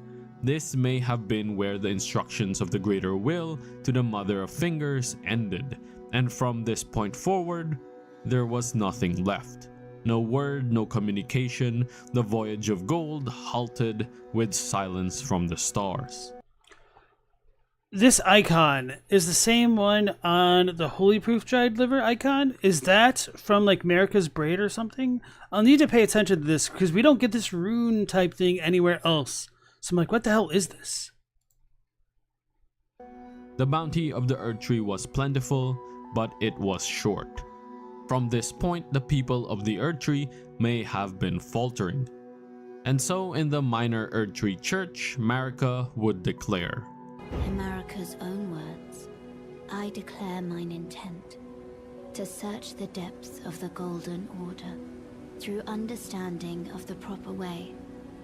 Our faith, our grace is increased. Those blissful early days of blind belief are long past. My comrades, why must ye falter?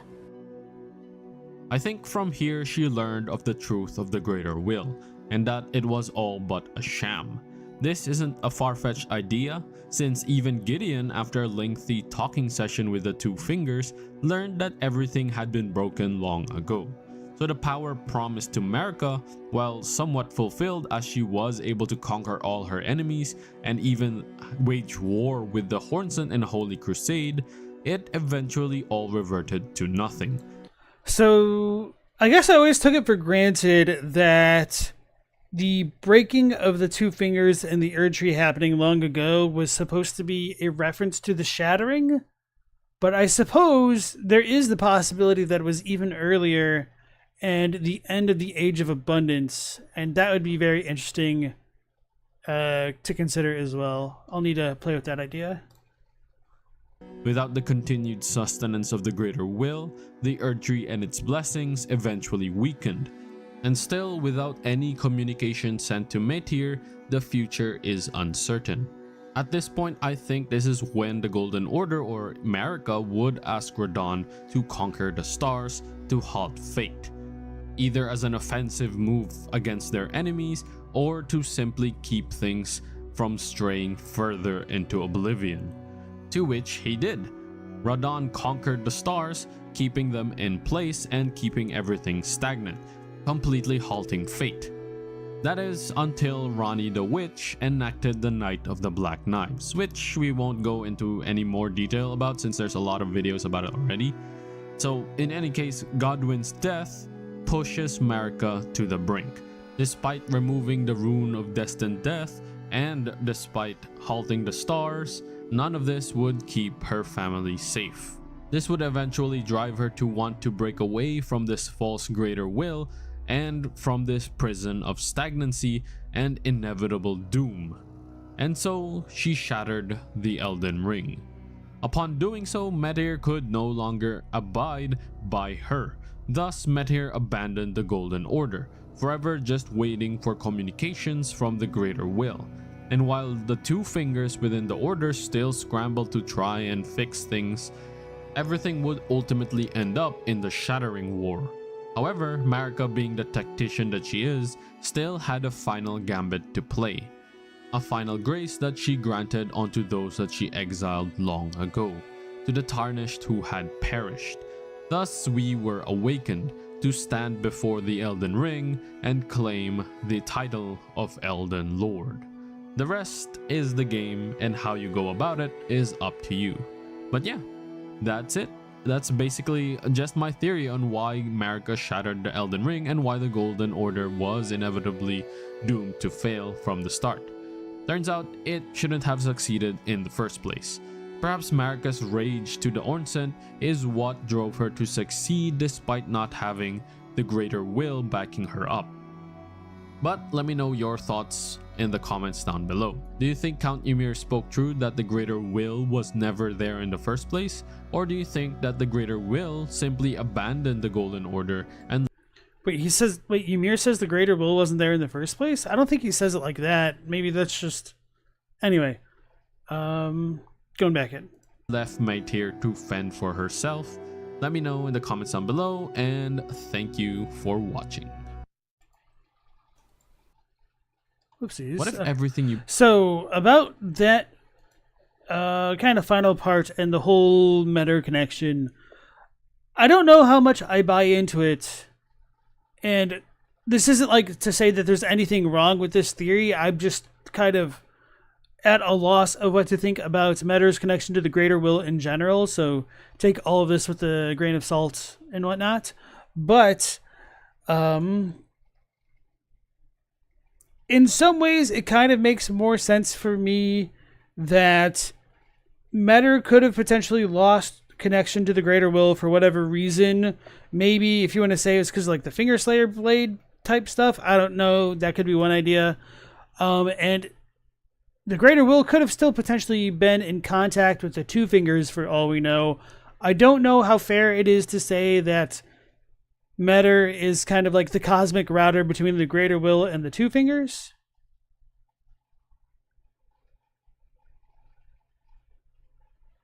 And then it makes me wonder exactly what is going on with all the finger creepers to make them seemingly less connected to the greater will and whatnot. It doesn't matter. Thank you, Dave. Appreciate that. And then Kyle, nice to see you again. Renus doesn't trust his mirror as much as some others do. Yeah, I try not to trust these characters as far as I can throw any of them. And then Kyle said, "Do you feel like Meta's wound is probably the wound in the trailer? She probably stole his grace or fate to be able to speak to the greater will or channel the Elden Ring. Her fingers were probably the Three Fingers, and they were driven mad by the betrayal. You feel like the fingers in the round table might be Miquella is guiding us far enough into the story to get us to him, then they leave us behind, or leave us blind." I kind of strongly disagree with that, because we are told so many times of Marika's connections to the Two Fingers that the Three Finger connection seems really unlikely.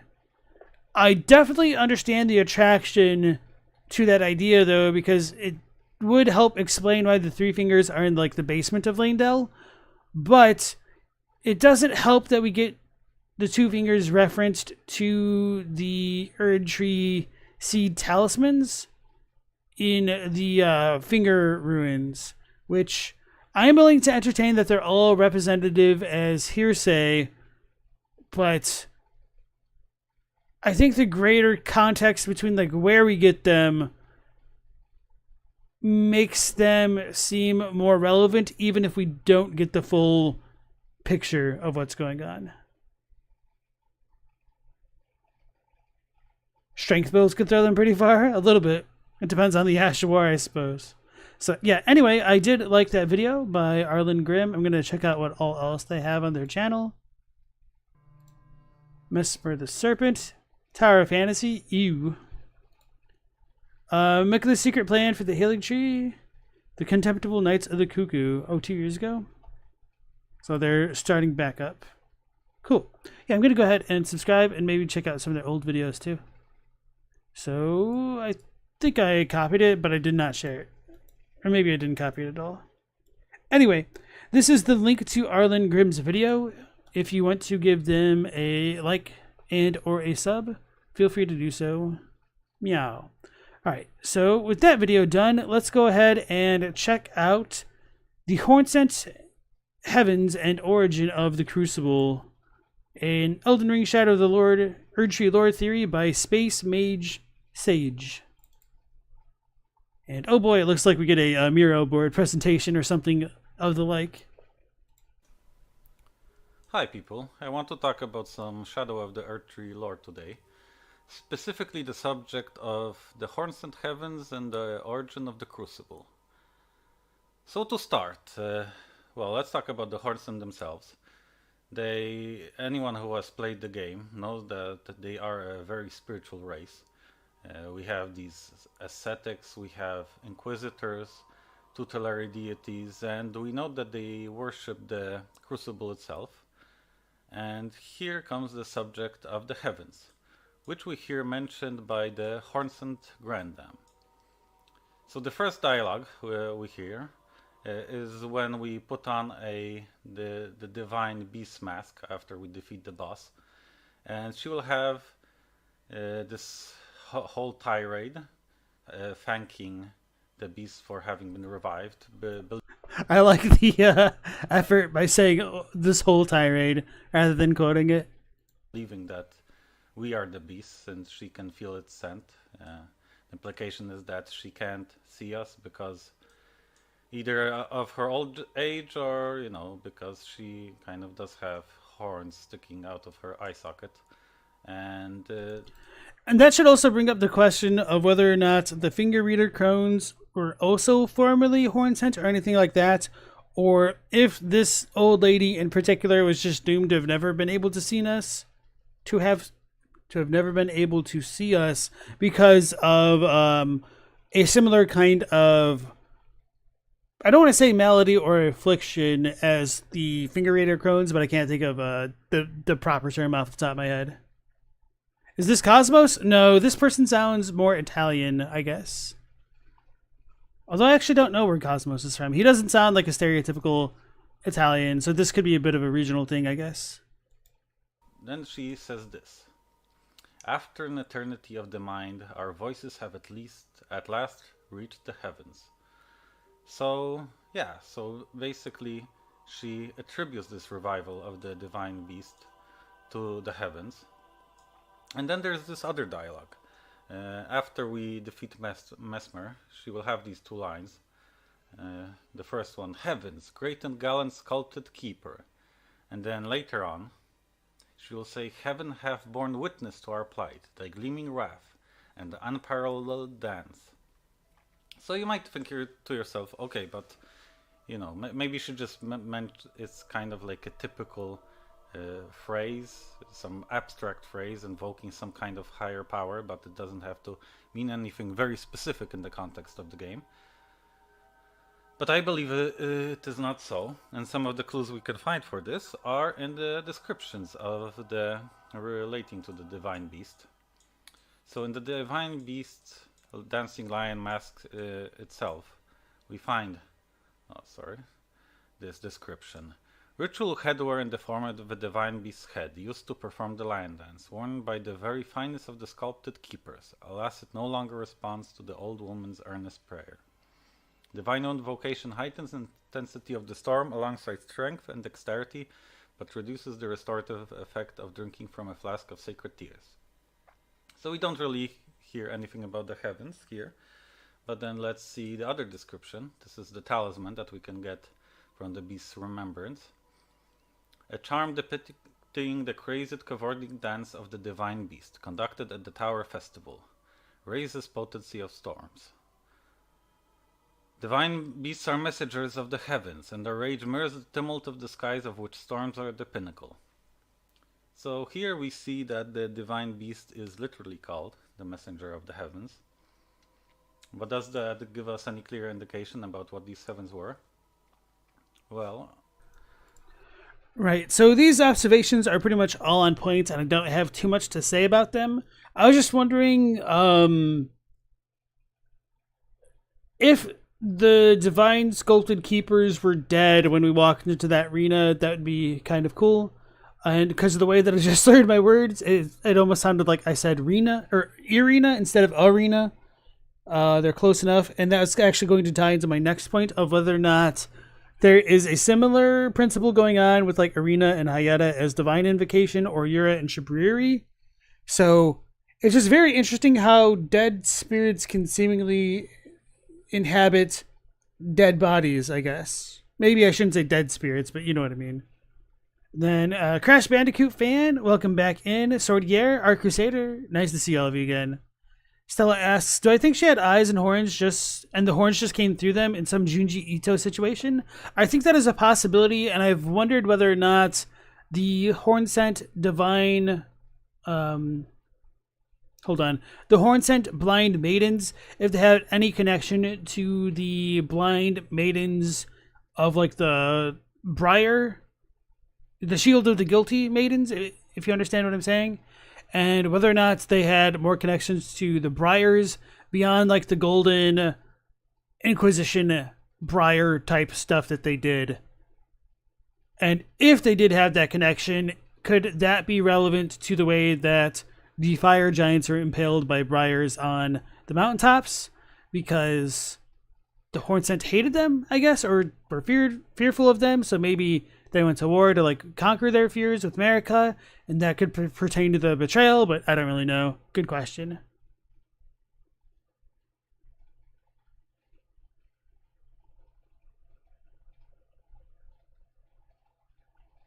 And then Crash Bandicoot thinks that the greater will is endlessly fractaling hands. That kind of reminds me of Mahito in Jujutsu Kaisen. In before heaven equals Farum, Azula. Oh, you are getting it in before. We'll see. And then our Crusader said, who knows, maybe we're all dormant Hornsent. Maybe through Marika, we're all half Newman. I think it's possible, unironically. And I think the last video, Purge Evil, may have like brought that up as a possibility, but didn't touch on it. And I thought I was going to touch on it, but then I kind of forgot about it, which is a bit of a shame, but it's how it is sometimes. All right, let's go back into this one. we do see that there is a common thread in these descriptions, and that is the mention of storms, right? I'll turn it up for you guys. It's pretty quiet for me. Heightens the intensity of storm. This item raises the potency. The music's a little distracting. And the rage mirrors the tumult of the skies, of which storms are the pinnacle. So this is kind of interesting, because in the game there is actually a mention of storms in another concept, in fact in the base game itself, and that would be in Lord Placidius Axe himself.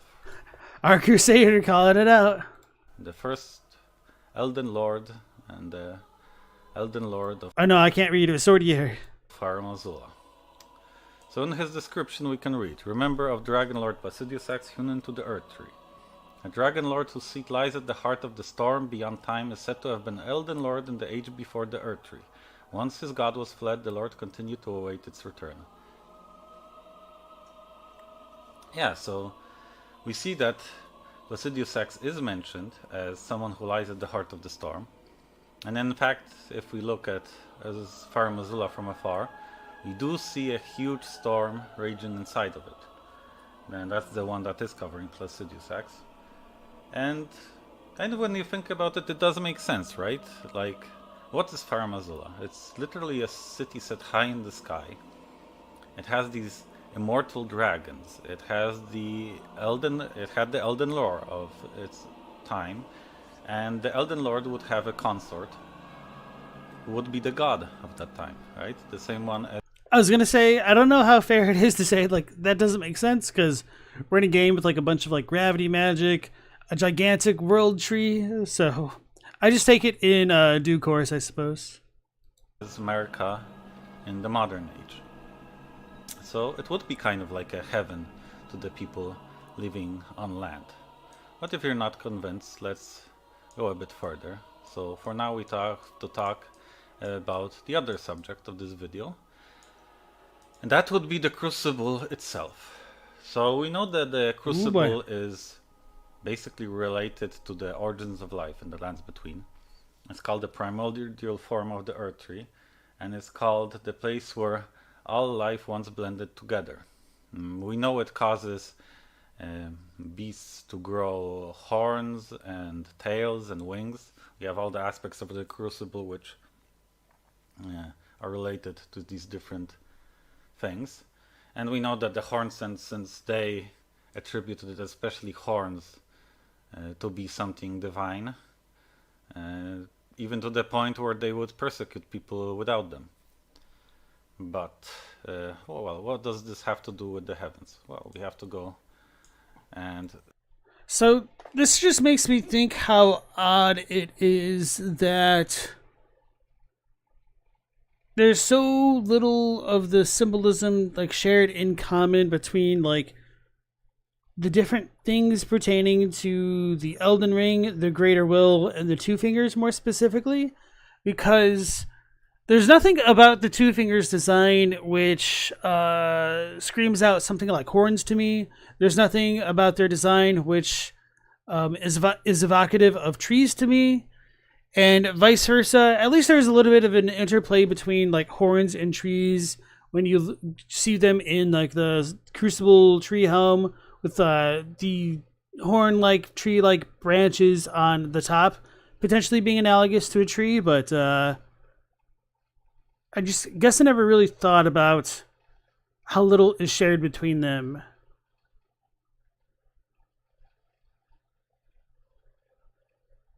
So I'm just thinking, I know I mentioned this on my lore through that I've wondered if these goofy tapeworm looking like horns were potentially supposed to represent the Two Fingers, depending on how one felt about like Metter pooping out a bunch of worm-like things in her fight with some of her attacks.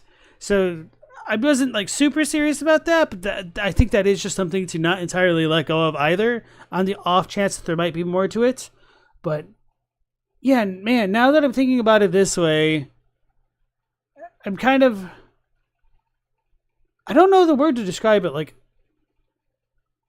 it's a mix between like upset and disappointed.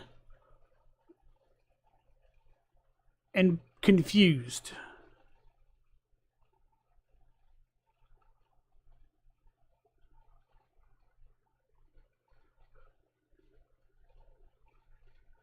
And I think the reason for that is it'd be easier and if like these designs are a bit more consistent to come up with certain theories that are easier to believe. But a lot of this stuff just feels disattached from each other, which is fine to a degree, but it sucks we don't know why there are so many layers between things. So why is the Crucible different from the current iteration of the Elden Ring? Or like, how does the Crucible relate to the powers of the Two Fingers and or Metter? and all that manner of thing. And so I'm assuming he's going to link the Crucible to meta and stuff, which is fine. I've been waiting to do this kind of like analysis on my own terms, just because it's going to be a real pain in the ass trying to take all of the information between English and Japanese and tie it back in together. So maybe he'll help me out on that front with doing some of the legwork up front.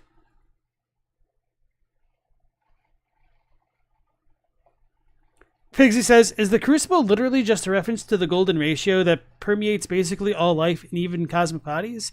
It gives a spiral shape? The golden ratio also fits into a lot of sacred geometry and stuff. I can see what you're saying with that. I guess I would need to double check how well the golden ratio pertains to things like the horns depicted on this. But then I would almost feel like the golden ratio is not represented super well within like the Crucible stuff. And maybe part of the reason is that things are too blended together and that isn't like fine or natural. And I'm not looking forward to trying to figure out the whole blending thing in the Crucible again.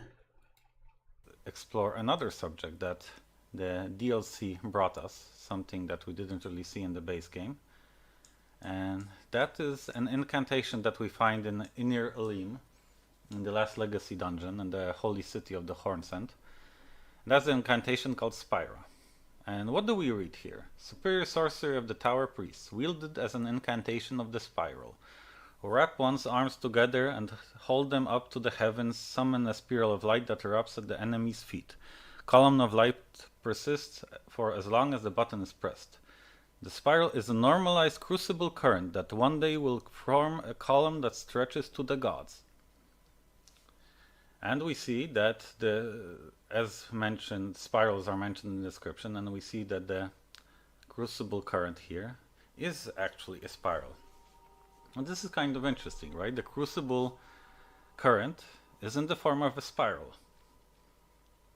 And when you think about it, well, it does kind of make sense why the Crucible would be represented by a spiral. So I kind of thought that on my initial impressions of the DLC as well, although I'd say that my thoughts have shifted away from that in believing now that the Spira/spiral doesn't represent the Crucible directly as much as it does a kind of rectifying flow of the Crucible's powers. So this is what I would call like Crucible Plus, and I will sell you guys a subscription service for $40 a month without ads, and then $19.99 a month with ads. Well, it does kind of make sense why the Crucible would be represented by a spiral. Because, going back to what the Crucible is, right? It's the source of all life, and it causes all these different things to grow on beasts. And this does kind of remind us and tie to the real-life concepts of evolution and genetic mutations. And of course, genes are composed of DNA, and DNA are in the shape of a spiral. So I think the analogies are pretty clear here. And fun fact, we all know that, well, we all predict that Dark Souls and Elden Ring took some pretty heavy inspiration from Berserk. But another anime that I believe that here might have been influential is Tengen Toppa Gurren Lagann, because it's actually an anime that focuses on what's called spiral energy. Yeah, that's what I was joking about a lot on my DLC streams, in that like Simon, your drill will pierce the heavens, your spiral will pierce the heavens. I don't think I ever said it quite so overtly, but it definitely came to mind as I was playing through and saw all the spiral iconography and whatnot. Oh yeah, because Spira literally is a spiral which pierces the heavens, so yeah. And one of the main hero often talks about creating a drill straight to the heavens. So this connection between the Crucible current going to the heavens and the drill going to the heavens is kind of funny to me. But, well, going back on track. the spiral imagery. So when I read that description, it kind of struck me because, well, I realized that basically we have spiral everywhere in Einer Elim, right? We have columns composed of spirals. We see like spiral imageries on murals and reliefs, but also the whole structure itself is like a spiral. So it seems that this crucible current was something that they tried to create through the whole structure of the city. And the connection between the crucible and the image of the spiral has been kind of staring us in the face from even the base game, because the Crucible Knights themselves have a spiral on their cloth, right? So yeah, and that was one of the things which really surprised me, and it does still really annoy me that their tree is modeled on the Crucible. this isn't just a new addition to the DLC. This does connect to things we all have already seen in the base game. But, well, to further connect it back to the heavens, we need to talk about another important aspect of the games, and that would be the Elden Ring itself, the titular concept of the whole game. So here we have the Elden Ring as it is shown in the title screen, and well, we know that this was an important subject of worships, obviously, in the times of Marika. And we see its depictions all over the game on armors, like on Lendl soldiers and certain talisman relating to the Golden Order. Because, well, it was here in its form before the Shattering, it was the most kind of foundational concept, right? Marika herself was supposed to be the vessel of the Elden Ring, which we even see in the ending of the game. We literally see it embedded inside her. And why am I talking about the Elden Ring? Well, because the Elden Ring actually is visible in another place, not strictly related to Lendl. Why? In Farum Azula itself, specifically in the boss room where we fight Malekith. We see a depiction of the Elden Ring. But the interesting thing is, it's kind of different, right, from the modern Elden Ring. It has this kind of flowing imagery in the background. It has, the modern Elden Ring has this rune arc. Instead of the flowing imagery, it has this cross hatch, which kind of looks like the rune of Radagon we see in his core seals. But there is another important difference here relating to the subject at hand. And that's this, what do we see in the middle of the Elden Ring? Why? We do see an actual spiral, baby. Draw this. We do see an Not only that, you get like the little curved looking like hilt of that blade looking like thing from the Spira incantation. So the image of the spiral is literally inside of the old version of the Elden Ring. And what do we think this means?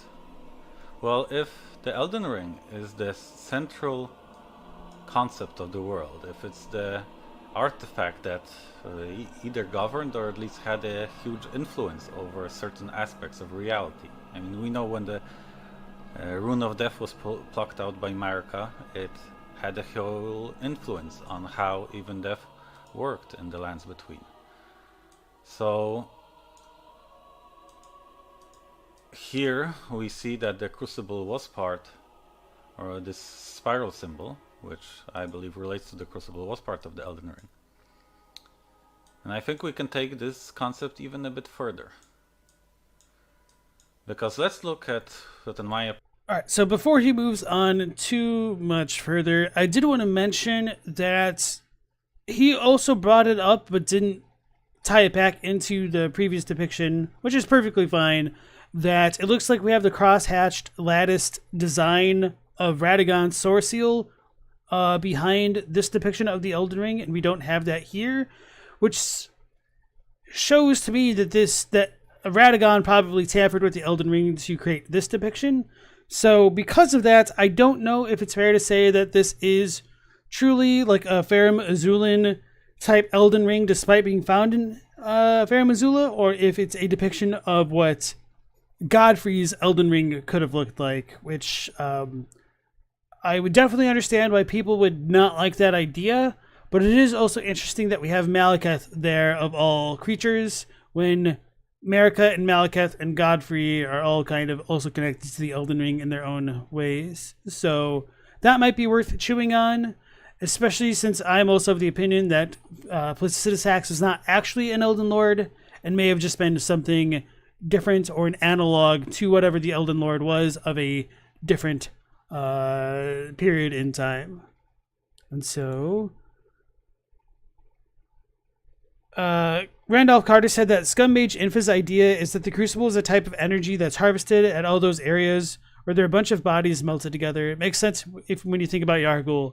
So I understand that idea, but it does still trip me up that the Crucible is referred to as being a tree, and that might tie into like all the tree roots and everything, and might make sense ultimately with everything that we have.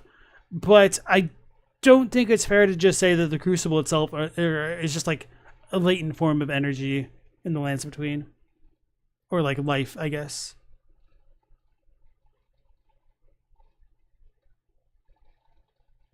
And then Joji asks, do I think that after all of my research, I might find so many strands of topics that don't fit or go unanswered, and it would ultimately lead me to hating the game? I won't hate the game, but I'll be disappointed in it. And I mean, to be honest, I've been there for a very long time. But that doesn't really stop me, because even if there are parts of it that I dislike, I do enjoy the discourse and the fun of like putting the puzzle together, looking at the inspirations of Elden Ring, learning more about like mythology and philosophy from like other interests. It also aligns with like looking at Japanese text. And of course, like I do get a bit of enjoyment from like editing videos and producing content. So even if there are certain aspects which aren't all peaches and cream all the time, that doesn't mean that I hate all of it, you know?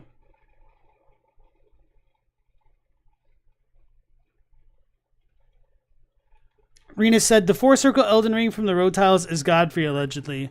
I don't know about that, and it does suck that this one does seem to have 4 rings depicted, which would make it seem less like Godfrey's Elden Rune, because of all of the Leyndell armor knights having the tri-circle depiction, or at least, I guess they both technically have like the 4 big rings, but this one is got 1 ring in the center and 3 coming off of it in a triangular pattern, whereas like these are more equilateral and are more along the shape of a diamond or a square, depending on one's orientation. Joji says, why is he saying that there's only one Elden Ring? Well, we don't exactly have depictions of, like, we don't, I think he's saying that these are different depictions of the Elden Ring, rather than trying to say that there are multiple Elden Rings. But maybe there could be multiple Elden Rings, especially depending on how one feels about Miquella's circlet / ring thing. The Crucible was part of the Elden Ring. And I think we can take this concept even a bit further.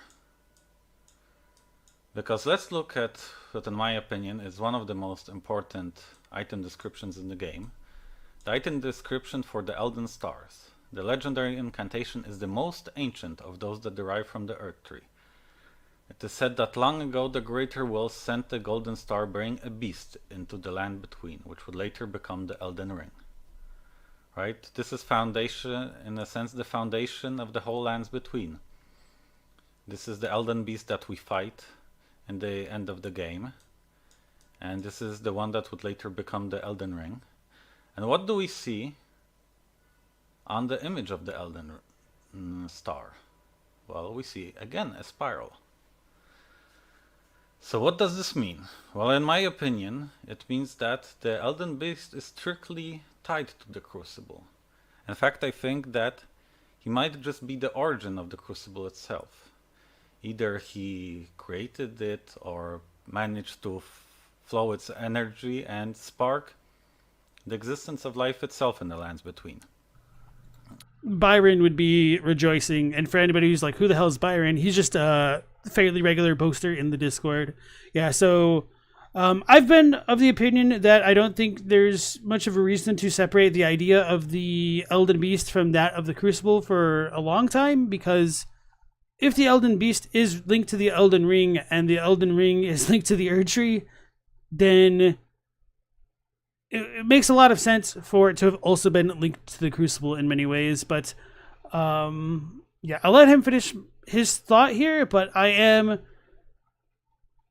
disappointed with how like this is tied to the Erdtree rather than like the Crucible and stuff, but I'll get into that later.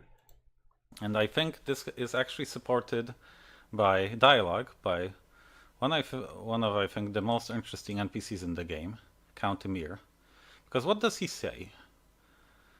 I too am a glintstone sorcerer. We study the stars and examine the life therein. Are you familiar with our findings? Long ago we began as stardust, born of a greater rupture far across the skies. We too are children of the greater will. Is that not divine? Is that not sublime? And yet none can fathom its implications, its utter brilliance. So let's think about it like this. If the Elden Beast is sent by the greater will, and if it set up the creation of the Crucible, which is the source of all life. So these words would be actually pretty, not just metaphorical, they would be literal, right? They would mean that all the life and lands between does come from the greater will. And so, in summary, how do I think all of this ties together? Well, basically I believe that the Hornsent, in their studies of the Crucible, or perhaps in some knowledge that they had passed down to them, they discovered that the source of the Crucible is in the Elden Ring itself. And in the times of before Marika, the Elden Ring was in Farum Azula. That's why the Crucible... Hold on, let me back up. Perhaps in some knowledge that they had passed down to them, they discovered that the source of the Crucible is in the Elden Ring itself. Oh, is in the Elden Ring itself. I thought he said isn't, and I was like, whoa, where is this going? Okay. And in the times of before Marika, the Elden Ring was in Farum Azula. That's why the Crucible current, they reached to the heavens, right? To Farum Azula, to the land that they would consider the heavens and the lands of the gods. And there are, of course, some questions we can have about this, like what do they really know about Farum Azula? Did they know specifically it was a place where dragons lived? After all the interest... Thinking.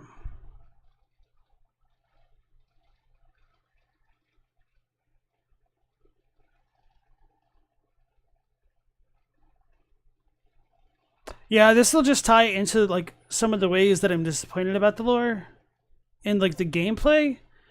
And take this all with a heavy grain of salt, because I mean this is all just based off of like a crackpot theory, which I don't buy in to begin with, but it's just like hopefully it'll make sense. So if the Erdtree is sealing Farum Azula because you need to burn the Erdtree to go to Farum Azula, essentially, then could the Divine Gate have taken us to Farum Azula, and that could have been a second way, and maybe Marika sealed off the Divine Gate to seal the second way from getting to Farum Azula? And does that tie into like everything with the Rune of Death? That kind of sucks, but I mean, we don't really have a lot of direct connections between Farum Azula and the Hornsent culture, which is unfortunate, but just to be fair on that front, we also don't have a lot of connections between Farum Azula and the Fire Giants, but the Forge of the Fire Giants still sends us there regardless, so maybe it's not the most fair. Although maybe you could argue that it's the Erdtree which does it.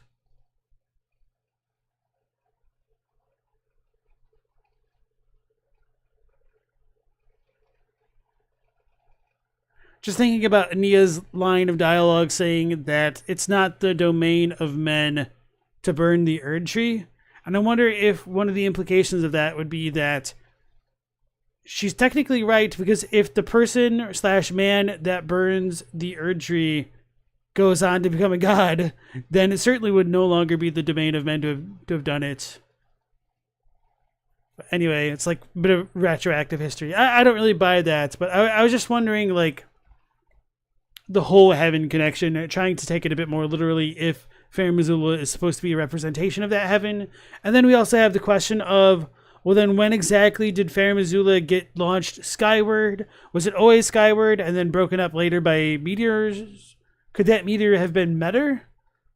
That's actually a really interesting idea. And then is Meter Placidusax's god if he truly had one? It sucks that we have the word god used so frequently and we don't know if it's clearly a reference to like the Marika style god or the Godskin style god. It's not the domain of men. You gotta burn a maiden. Got me.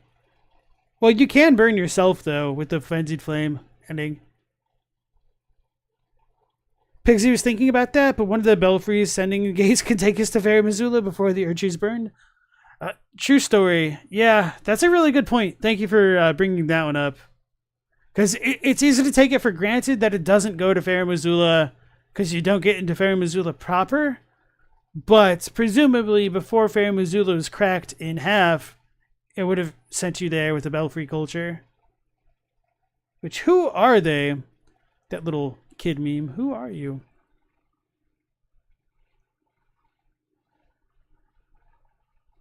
Just rando astrologers? When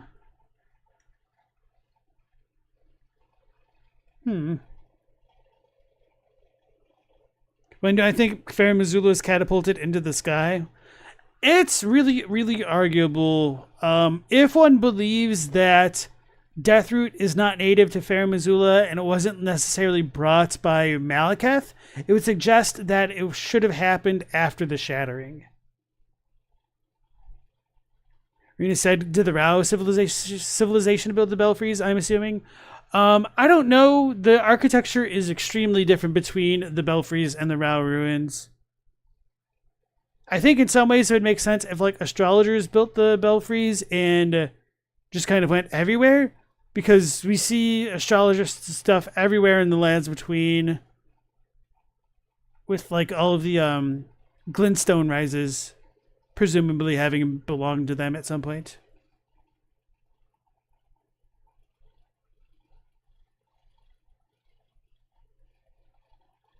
Pigsy says, after doing some Googling, it seems that every aspect of the Crucible is governed by the golden ratio, and every animal in game you can think of other than the hippos.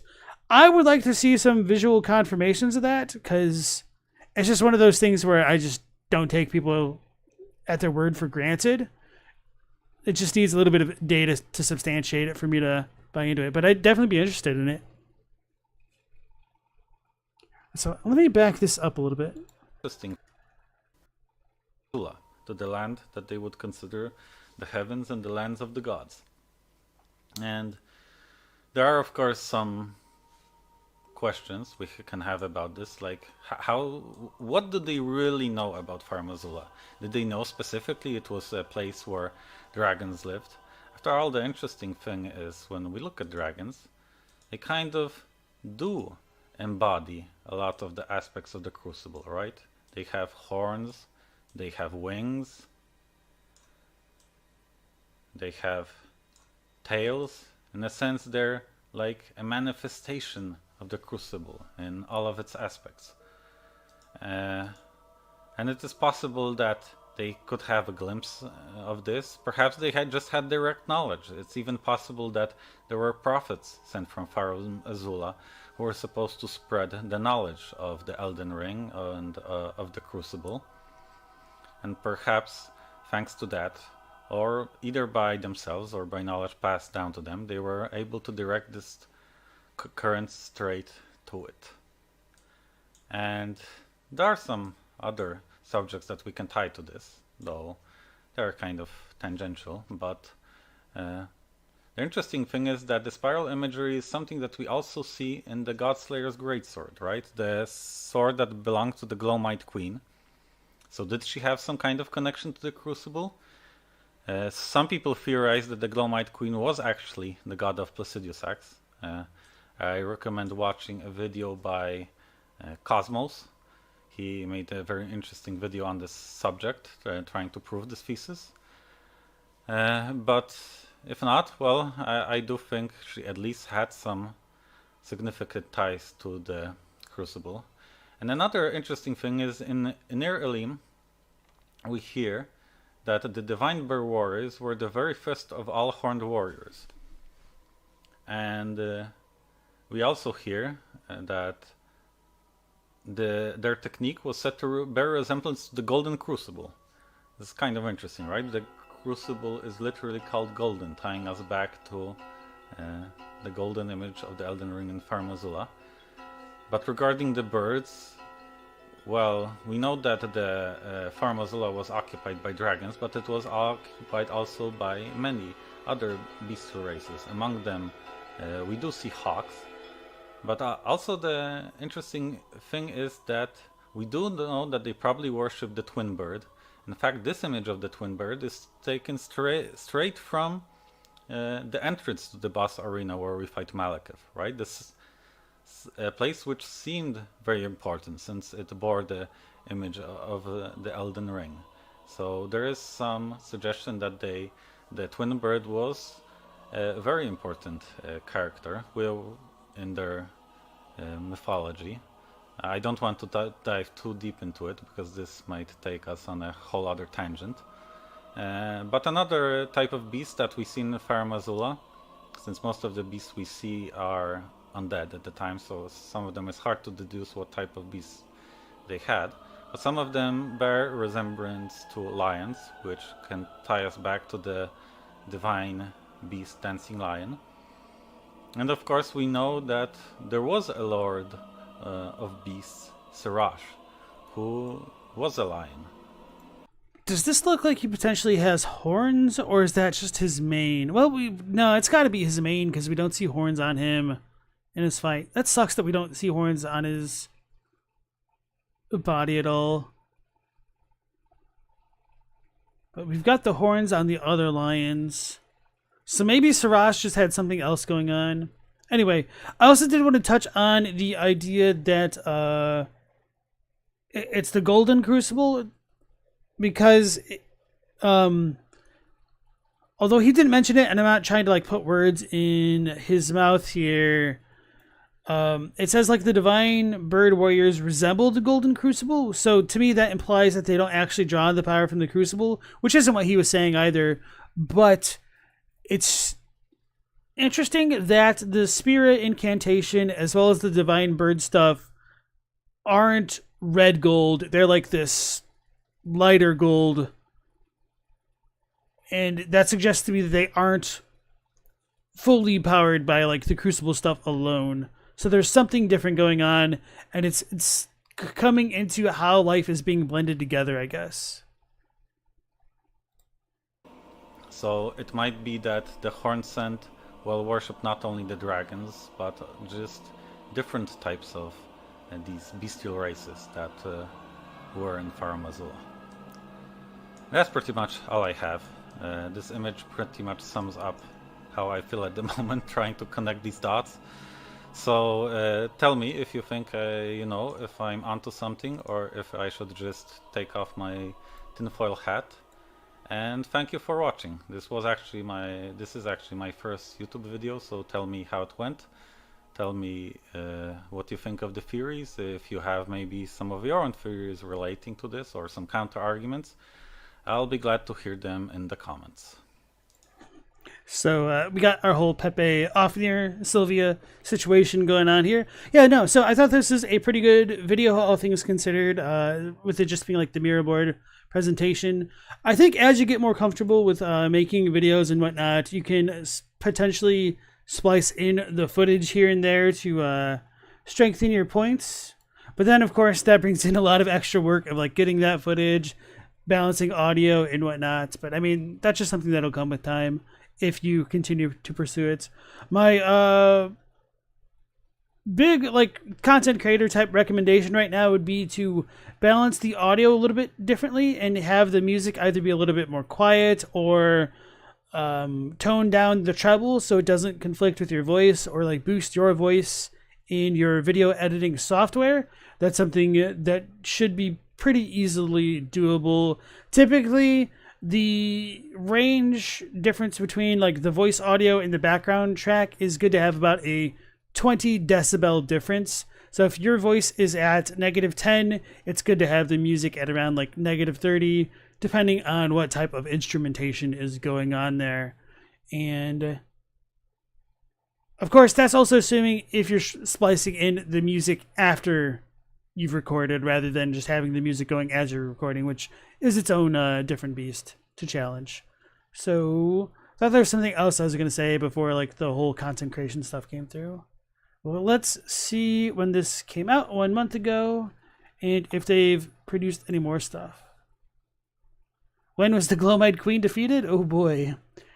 And then Monster Hunter Wild stuff. Okay, cool. I'll give him a sub just to see what else they come up with. Maybe watch this soon. Maybe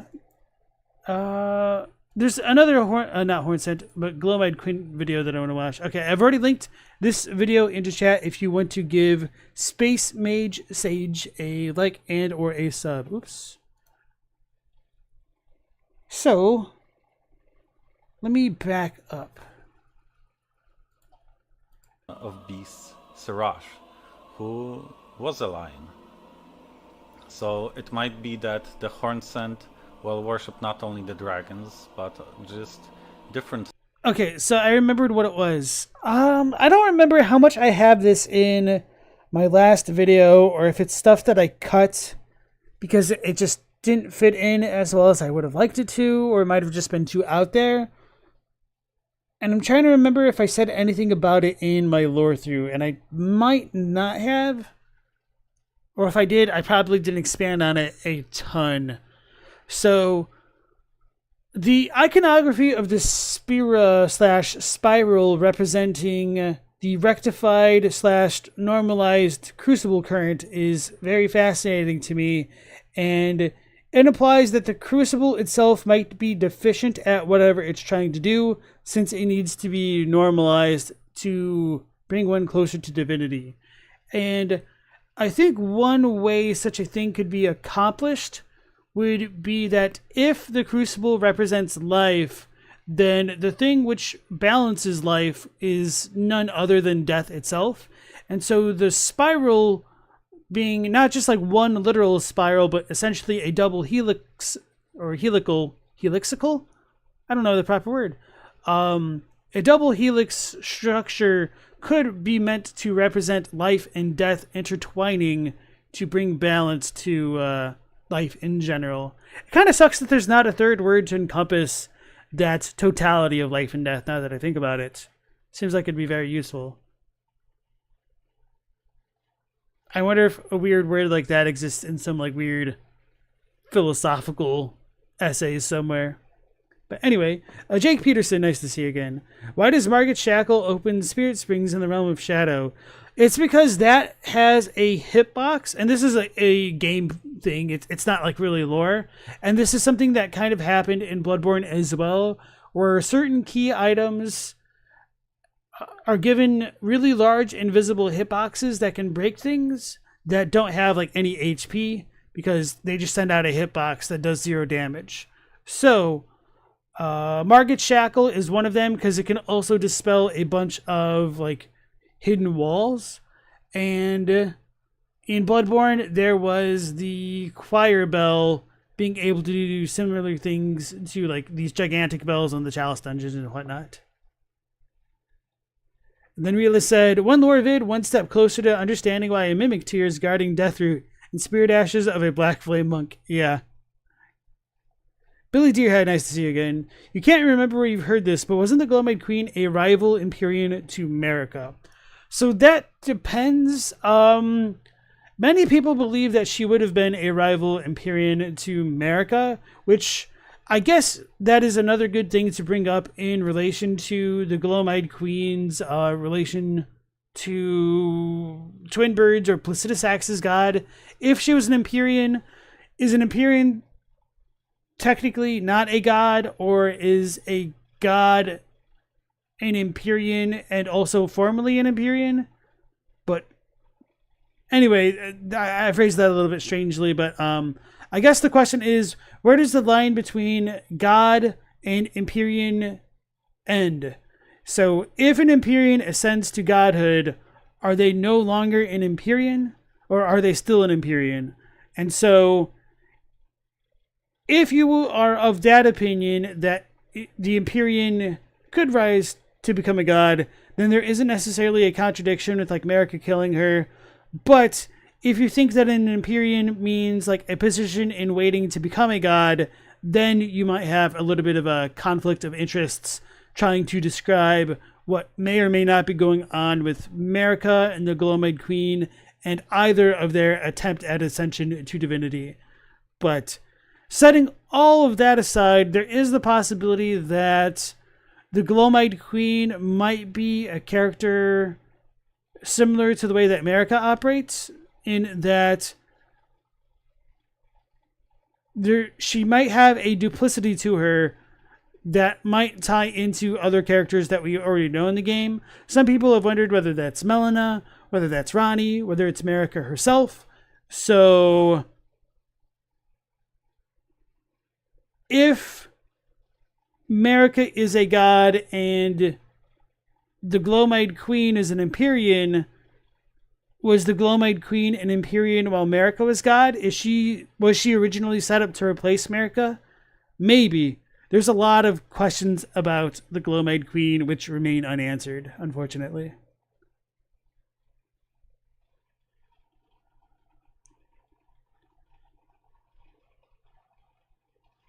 Yeah, so we don't know if she was ever a rival to Marika, or if she's a contemporary, or even an offshoot.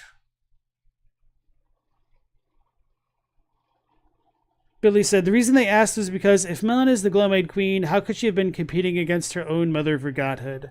So, like I said, we don't have anything which actually calls her a rival, and Marika does tell her children to do what they need to do to either become lords or gods, so there's no, like, super contradiction if Melina did go down that route. But good question. So, right. Yeah, the Crucible stuff, the Spiral stuff, I think could just be like life and death coalescing to reach the heavens, which might be poetic justice for Marika removing death from life and kind of causing the stagnation of the Golden Order and whatnot. But I suppose that's a story for another time.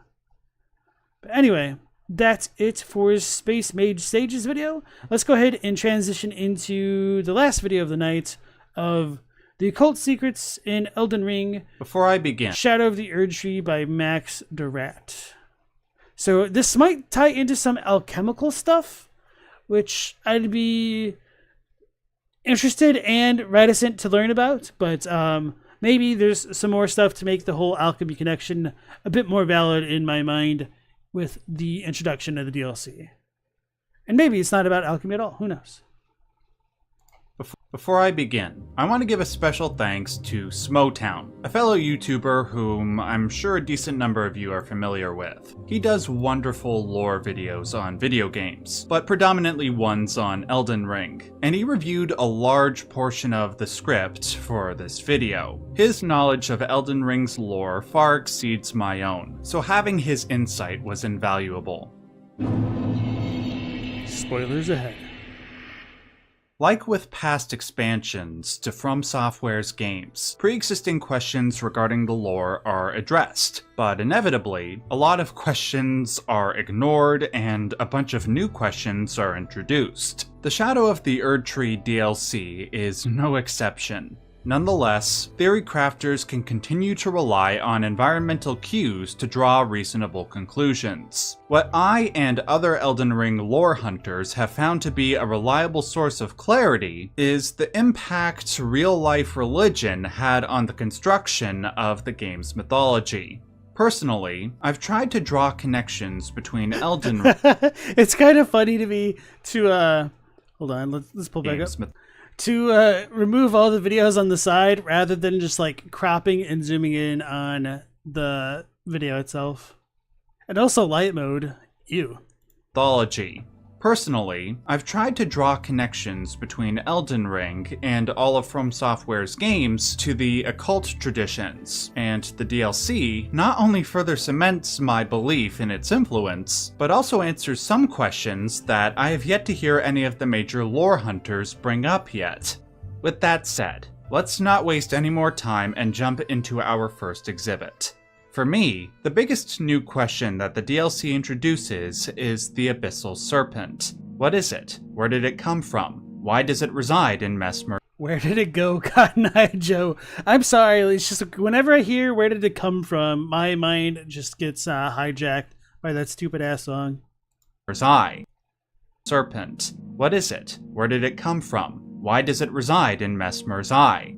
In order to address those questions and how it links to the occult, I will need to start by pointing to another detail in Mesmer's design. Note that when we first meet him, the snake surrounding his body is red, but when we transition to the second phase of his boss fight, the snake turns white.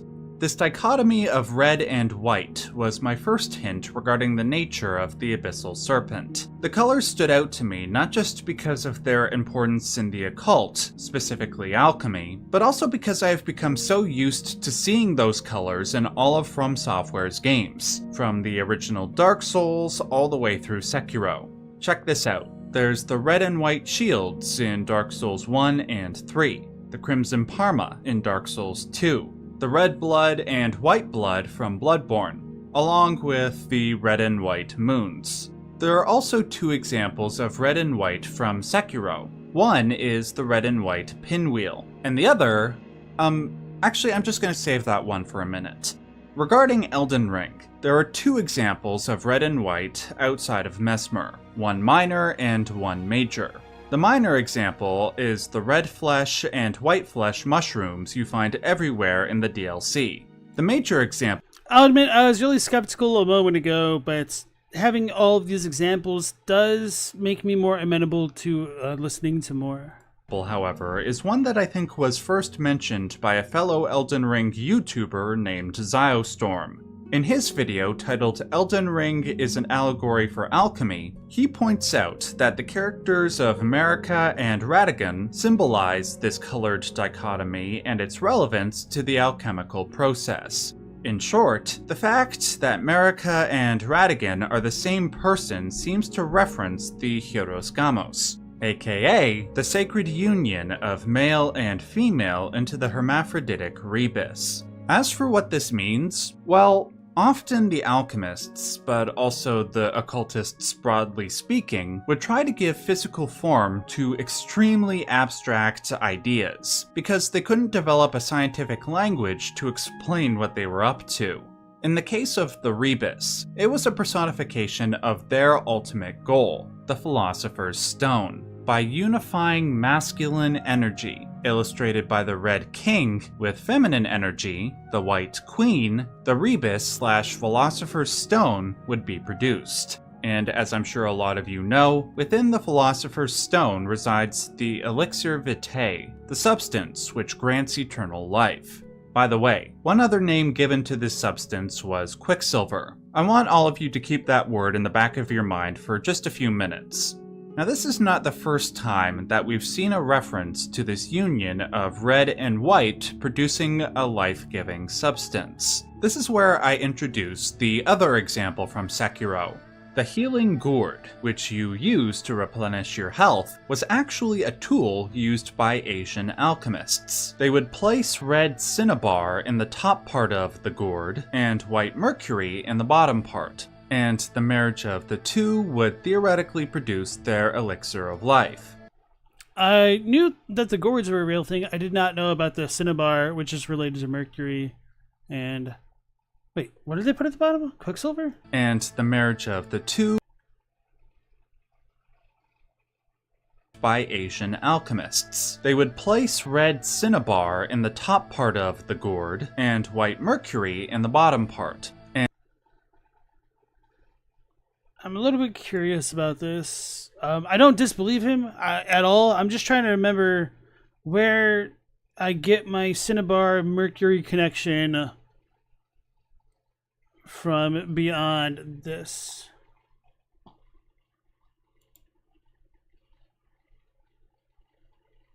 Cinnabar is also known as Mercure Blend, is the bright scarlet to brick red form of mercury. Let's gigantify this.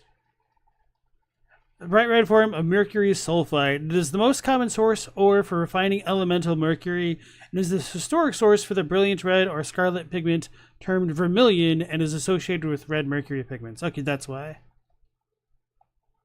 I was a little bit curious because I'm like, they're just adding mercury to mercury, but okay. I guess that's what they did.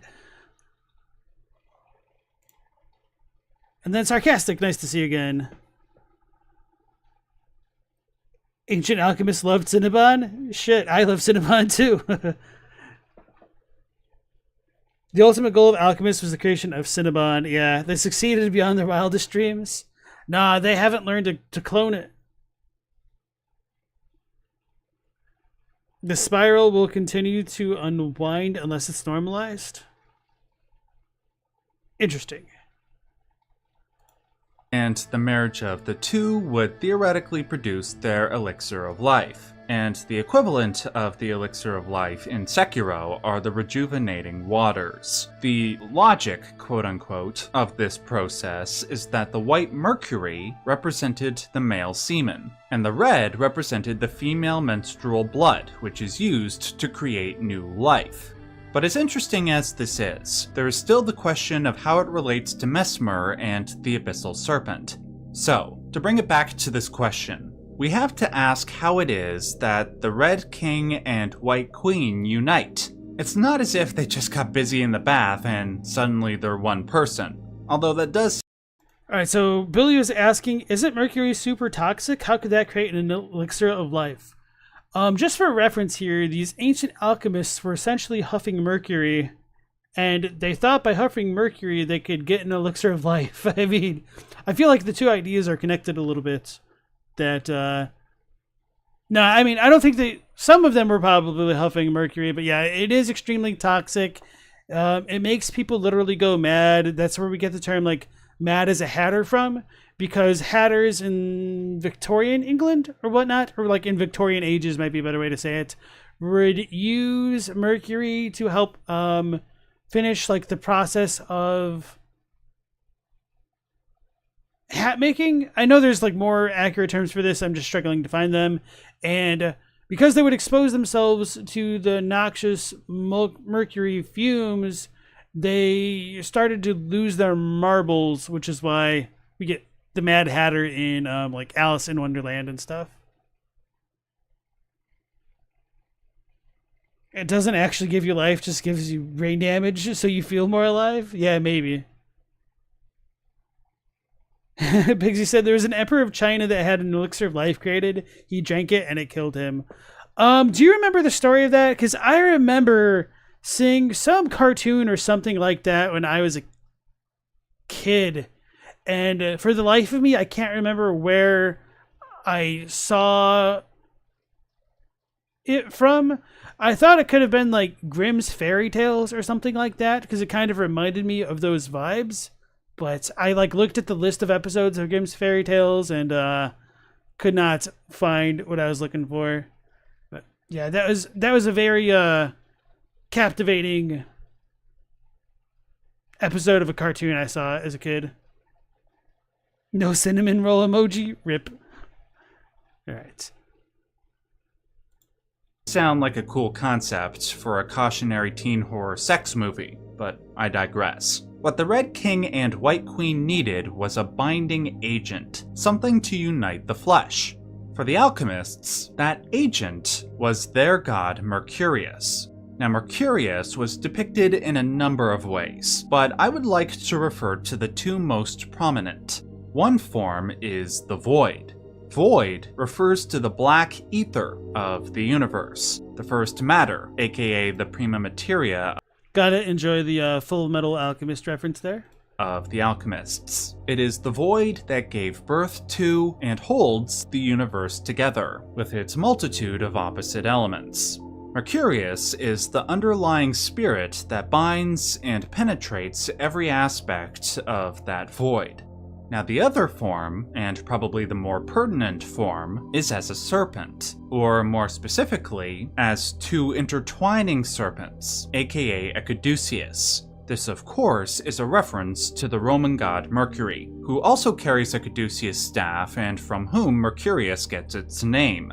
Take a closer look at this illustration of the Red King and White Queen uniting. In between them, we see the dual serpent, the caduceus. The two intertwining serpents refer both to Mercurius's inherent dual nature and how that fact Snake equals low, bird equals high. I gotta say that I enjoy the little censorship bar. enables Mercurius, as void, to unite opposing forces. Now, if the image of the caduceus seems familiar to you, it's because it was prominent throughout the original Dark Souls games, specifically with the caduceus shields, but more importantly, with what those shields represented. That being the primordial serpents, Kingseeker Frampt, and Darkstalker Koth. They too represent opposites, specifically light and dark, and they too emerge from and dwell in the Dark Void, or as Dark Souls 1 calls it, the Abyss. Within the Void/Abyss, the opposites of life exist in chaotic disunity, but if they could be put together in an ordered unity, like the caduceus or the rebus, then the divine substance could be produced. This is why, in the alchemical hierarchy of gods, Mercurius comes lowest as prima materia, void, and highest as lapis philosophorum. It is also why Mercurius was often symbolized not just as a caduceus, but an Ouroboros, because it too illustrates the dual-natured Mercurius. It is life and death, beginning and end, void and stone. Now, to use terms familiar to Dark Souls, the lowest form of Mercurius would be the primordial serpents and the Abyss. To use terms familiar to Elden Ring, the lowest form of Mercurius would also be the Abyss, from which emerges the Abyssal Serpent, or Base Serpent, and its dual nature is personified in the colors of red and white. To me, the Abyssal Serpent, residing in Messmer's Eye, is this game's version of Mercurius, an entity which might be rightly categorized as an outer god. Now, to drive my point home, I will cite a few extra pieces of evidence. Note when you are fighting the base serpent form of Messmer, his snake will appear briefly to attack you, and then dissipate into a dark, void-like substance. Here's a clearer view which I borrowed from a fellow YouTuber named BonfireVN. It emerges from the ether and then dissolves into black abyss. Note also the red and white. This is mostly irrelevant, but I wonder if this was like the cut snakehead boss from Bloodborne, and it just finally came back into the fray in Elden Ring. And then Pokemon and Murder Your Memory. Nice to see both of you guys again. Welcome into chat. White hair on its body. Second, let us not forget Messmer's relation to his parents, Radagon and Marika. As I just laid out, they represented a rebus figure, but a blasphemous one, hence why all their children were afflicted. Ironically, their union into the rebus would produce the life-giving substance. I'm not sure how Melina is afflicted. I mean, obviously she's burned spiritless, or burned and bodiless, but was she born burned and bodiless, or did something happen to make her that way? And then, yeah, okay, I'll leave that there. Quicksilver. Now remember how I asked you a few minutes ago to keep that word in mind? Well, get this. Quicksilver was the name the alchemists originally gave to mercury, the chemical matter of which Mercurius was made. Quote, when the alchemist speaks of Mercurius, on the face of it, he means quicksilver, but inwardly, he means the world-creating spirit, concealed or imprisoned in matter, and that matter is the void. To put it more simply, Radagon and Marika as Rebus gave birth to Mercurius, just not in a way that they expected. Note also that Messmer. So, yeah, as Billy was bringing up, is it all confirmed that Radagon was father to Messmer and or Melina? technically no, so this is going off of an assumption that they are related, but maybe that connection isn't. So yeah, the way I didn't necessarily think it was important whether or not Mesmer was born of the two directly, or just Marika and whatnot. But I guess that is a fair thing to bring up. And for what it's worth, we're told that Mesmer is older than the Karian children and Melina, and that kind of annoys me, but it's whatever. It's just not in a way that they expected.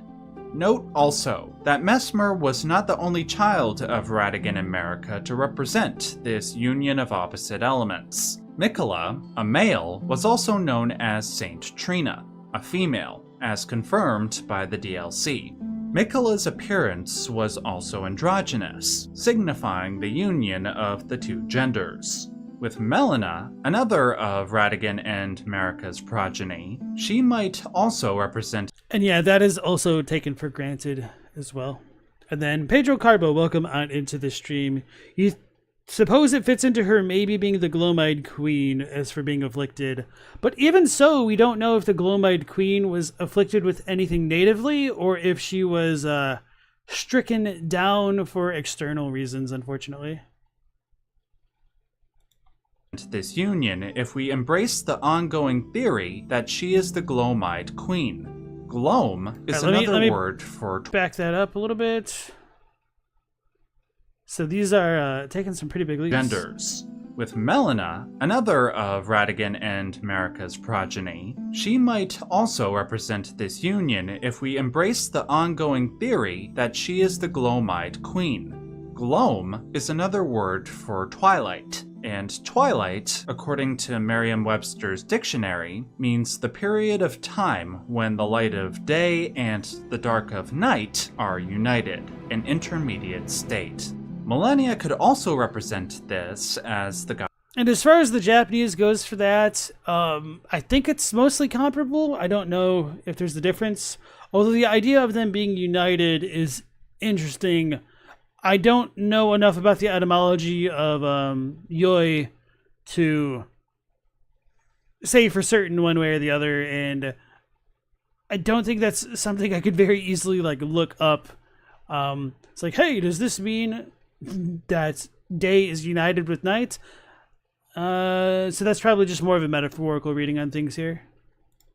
Goddess of rot, for according to Sage Gowry, rot symbolizes decay and rebirth, another pair of opposites. And speaking of decay and rebirth, remember the red flesh and white flesh mushrooms that I mentioned before? There might be a more sinister meaning behind their omnipresence in the lands of Shadow. Allow me to draw your attention to a couple of things in their descriptions. One is that the flesh of the mushroom is similar to raw meat, and the other is that they can serve as pot innards. These descriptions potentially make one of the DLC's most disturbing revelations somehow even more disturbing.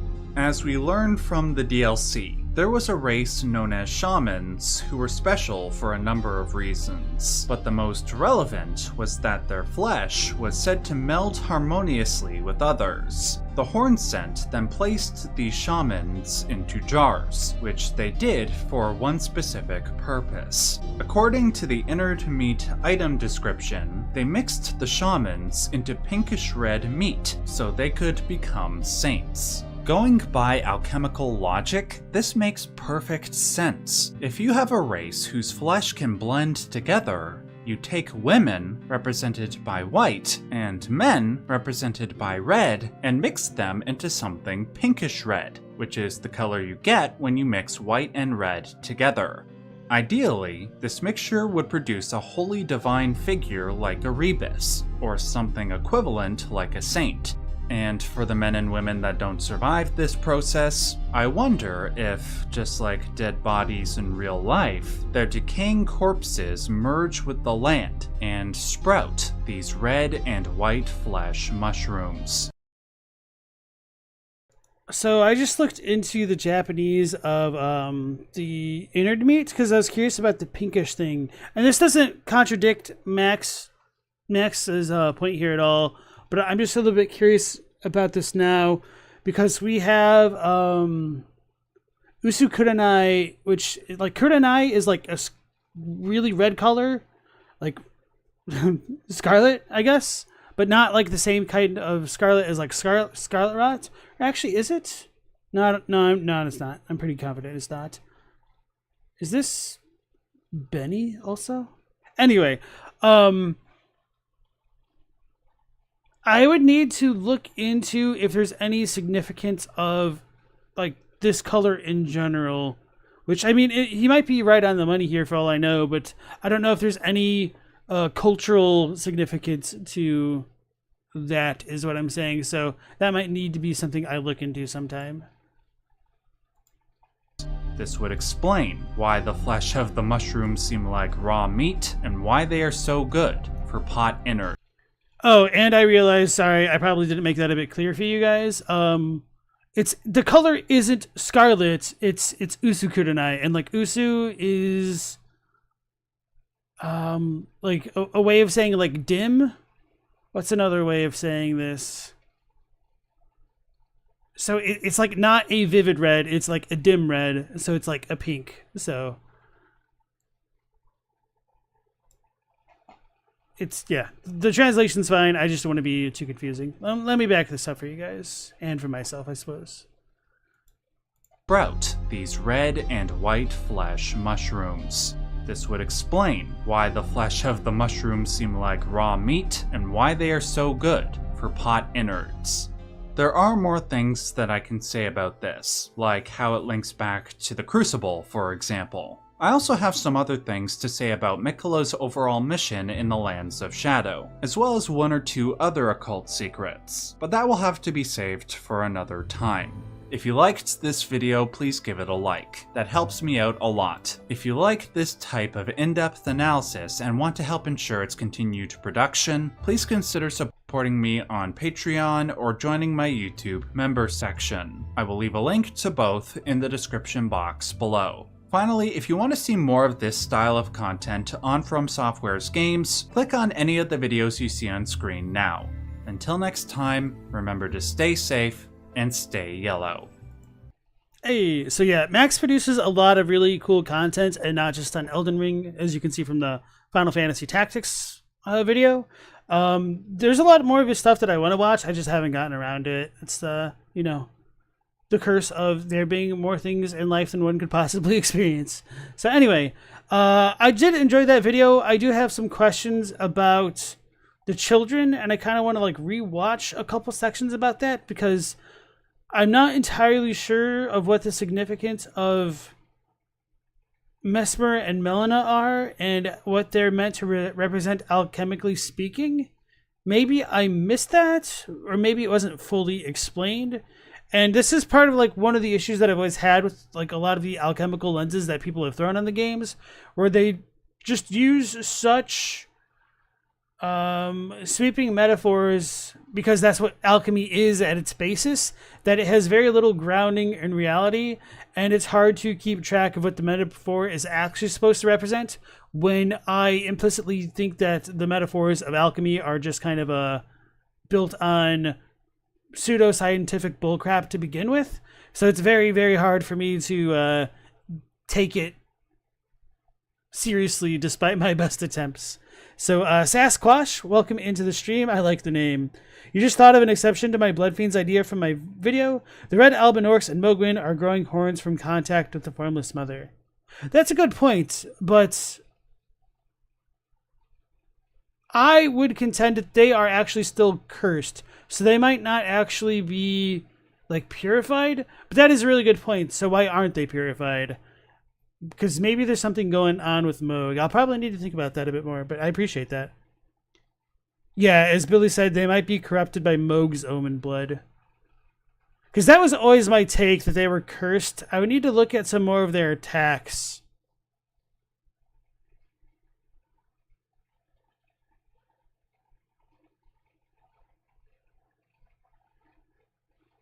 So thinking about that a bit more directly, albinorks lack the blood, so are they being defiled by it directly? Could they have been given a purified form of blood, and if so, what could that intermingling look like in before someone says Radagon? Elden Ring lore is fun, but also tiresome. Yeah, Pokemon, I feel that. And Global Sequence says, a lot of the themes are awash with alchemical imagery. Yeah, I'm fine with that. It's just, if these themes are, well, if the game is awash with the imagery, I would like it to map more neatly onto the game than I've seen it presented so far.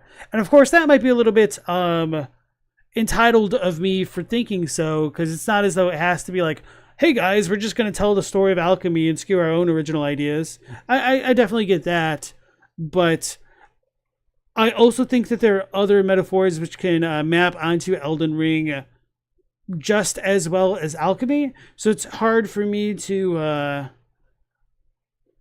buy into the alchemical stuff when I think it's sloppy from the get-go.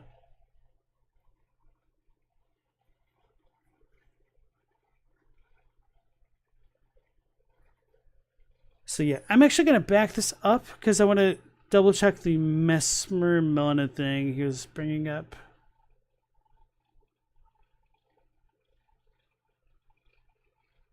So he talked about Gloam. So part of the thing which I'm wondering is like, okay, if he's talking about Mesmer and Melina as Gloam, then how does that stuff tie back into the Void and stuff that he was talking about earlier? That's kind of where I get a little bit lost in the details. Also, the red and white hair on its body. Second, let us not forget Mesmer's relation to his parents, Radagon and Marika. As I just laid out, they represented a rebus figure, but a blasphemous one, hence why all their children were afflicted. Ironically, their union into the rebus would produce the life-giving substance, Quicksilver. Now remember how I asked you a few minutes ago to keep and Quicksilver equals Mercury equals Void, okay. That word in mind? Well, get this. Quicksilver was the name the alchemists originally gave to Mercury, the chemical matter of which Mercurius was made. Quote, when the alchemist speaks of Mercurius, on the face of it, he means Quicksilver. But inwardly, he means the world-creating spirit, concealed or imprisoned in matter, and that matter is the Void. To put it more simply, Radagon and Marika as Rebus gave birth to Mercurius, just not in a way that they expected. Note also, why?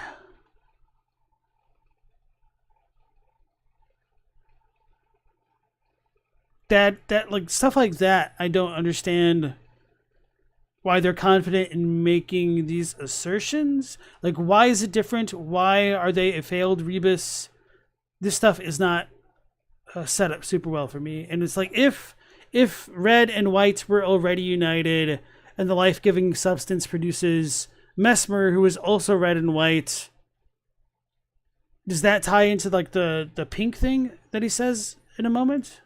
that Mesmer was not the only child of Radagon and Marika to represent this union of opposite elements. Miquella, a male, was also known as Saint Trina, a female, as confirmed by the DLC. Miquella's appearance was also androgynous, signifying the union of the two genders. With Melina, another of Radagon and Marika's progeny, she might also represent this union if we embrace the ongoing theory that she is the Gloamite Queen. Gloam is another word for twilight, and twilight, according to Merriam-Webster's dictionary, means the period of time when the light of day and the dark of night are united, an intermediate state.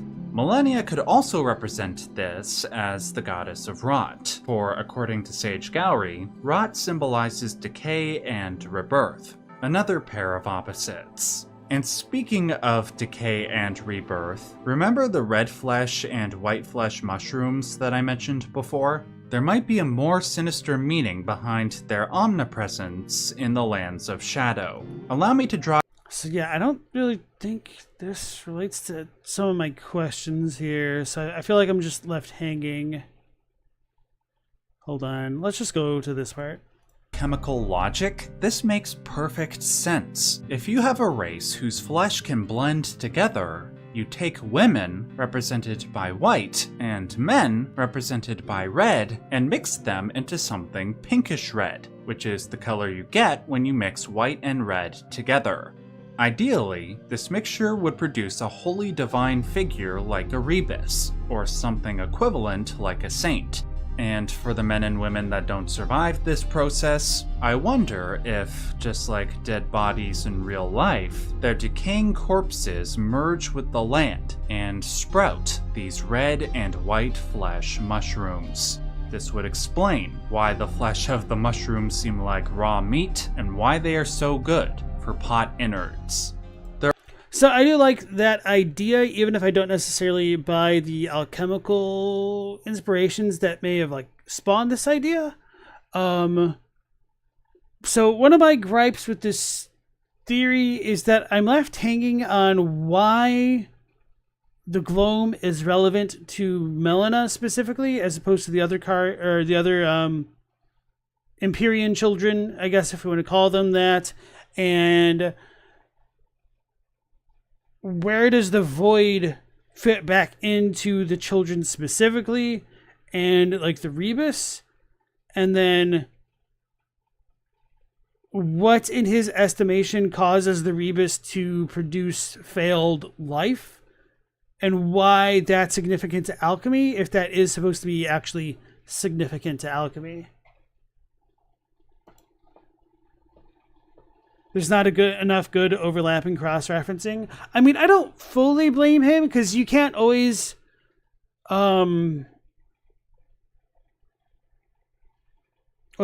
entertain the possibilities that you can't always entertain, like, the questions that are going to pop into your audience's mind.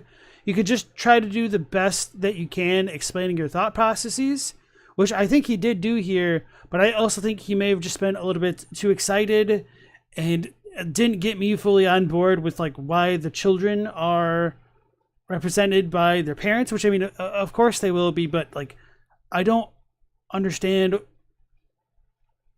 the connections back into this stuff from earlier, because it makes sense moving forward, but it doesn't make sense looking back, if that makes sense. So like, we have the Abyssal Serpent, but do we not have like abyssal representations with Miquella, Melania, and or Melina? I guess Miquella might be the weirdest one. Maybe that's where you get the Trina connection. And then Melania is life and death, so maybe it's that's it. And then maybe the exact same thing with Melina, if you believe she's the Glowmide Queen. But that's also based off of a pretty big assumption there, depending on one's point of view. You think he just meant Melina represents it with a heterochromia and twilight. But then, like, my question is, if Mercury equals red and white, then why does the black come up again of, like, the abyss and twilight? The Healing Gourd.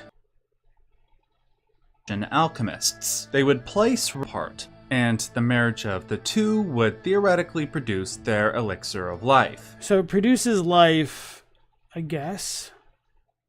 And the equivalent of the elixir of life in Sekiro are the rejuvenating waters. The logic, quote-unquote, of this process is that the white mercury represented the male semen, and the red represented the female menstrual blood, which is used to create new life. But as interesting as this is, there is still the question of how it relates to Mesmer and the Abyssal Serpent. So, to bring it back to this question, we have to ask how it is that the Red King and White Queen unite. It's not as if they just got busy in the bath and suddenly they're one person. Although that does sound like a cool concept for a cautionary teen horror sex movie, but I digress. What the Red King and White Queen needed was a binding agent, something to unite the flesh. For the alchemists, that agent was their god Mercurius. Now, Mercurius was depicted in a number of ways, but I would like to refer to the two most prominent. One form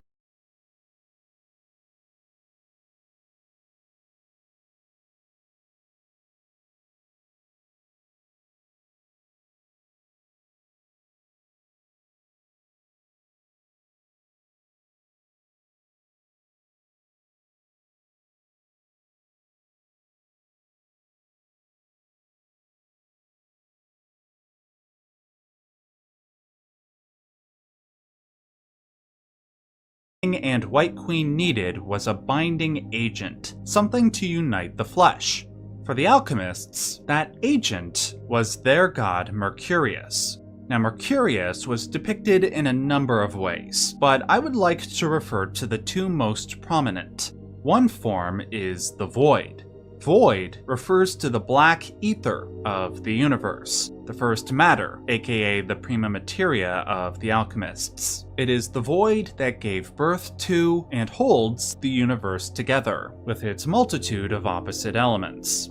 Mercurius is the underlying spirit that binds and penetrates every aspect of that void.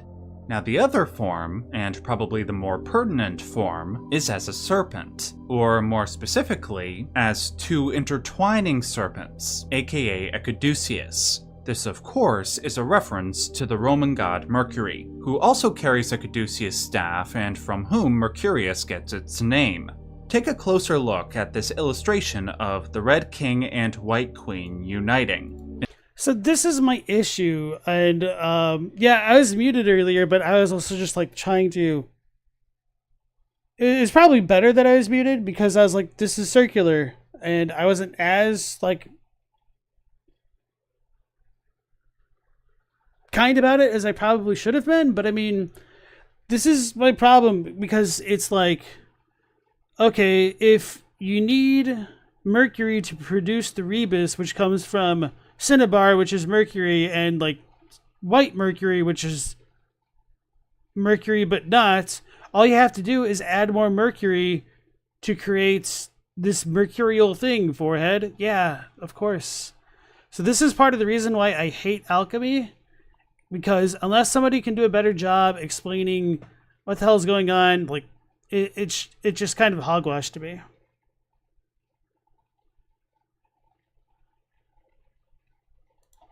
In between them, we see the dual serpent, the caduceus. The two intertwining serpents refer both to Mercurius's inherent dual nature and how that fact enables Mercurius, as void, to unite opposing forces. Now, if the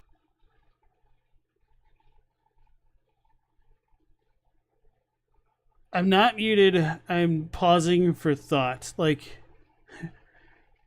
image of the caduceus seems familiar to you. In order to unite red and white, you need to have the thing that is red and white to unite them. It's because am I alone in thinking this? I mean, I'm obviously like an alchemy hater at this point, but does this make sense to somebody else in chat? Do you want to like explain it? I know like Elden Enthusiast is a pretty big proponent of like the alchemy stuff, as well as like Tony Pepperoni in chat, so it's a little bit unfortunate they're not here, but it'd be the tail end of my stream anyway, and they're typically not up this late for me, so yeah. Just remember, alchemy is fake science, don't think too hard on it. Well, this is like my point. I mean, a lot of people watch these videos. You wouldn't believe how many people like try to bring up the whole alchemy connection to me all the time, but I'm like, I don't want to hear it, bro. I don't want to hear it, bro. And part of it is because like it's just not been satisfying for me because of its circular nature in that it explains itself by itself, which I mean isn't the worst thing in the world. Well, it isn't the worst thing to justify one's own existence in your own framework, but it just sucks that it's circular.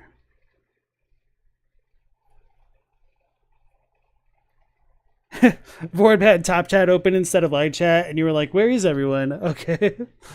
Yeah, it's strange to me that YouTube does the top chat thing. Maybe it's better for like super big channels, but at least for my comfy little stream, live chat's a bit better. Okay, Stella said the Red King is supposed to be sulfur, so all the mercury is kind of confusing you. Okay, see, that would make way more sense. So red is sulfur, not mercury? Because I thought that didn't sound right. Maybe he said it better earlier.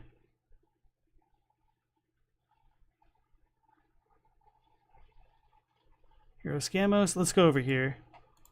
That Marika and Radagon are the same person seems to reference the Hieros Gamos, aka the sacred union of male and female into the hermaphroditic rebus. As for what this means, well, often the alchemists, but also the occultists broadly speaking, would try to give physical form to extremely abstract ideas, because they couldn't develop a scientific language to explain what they were up to.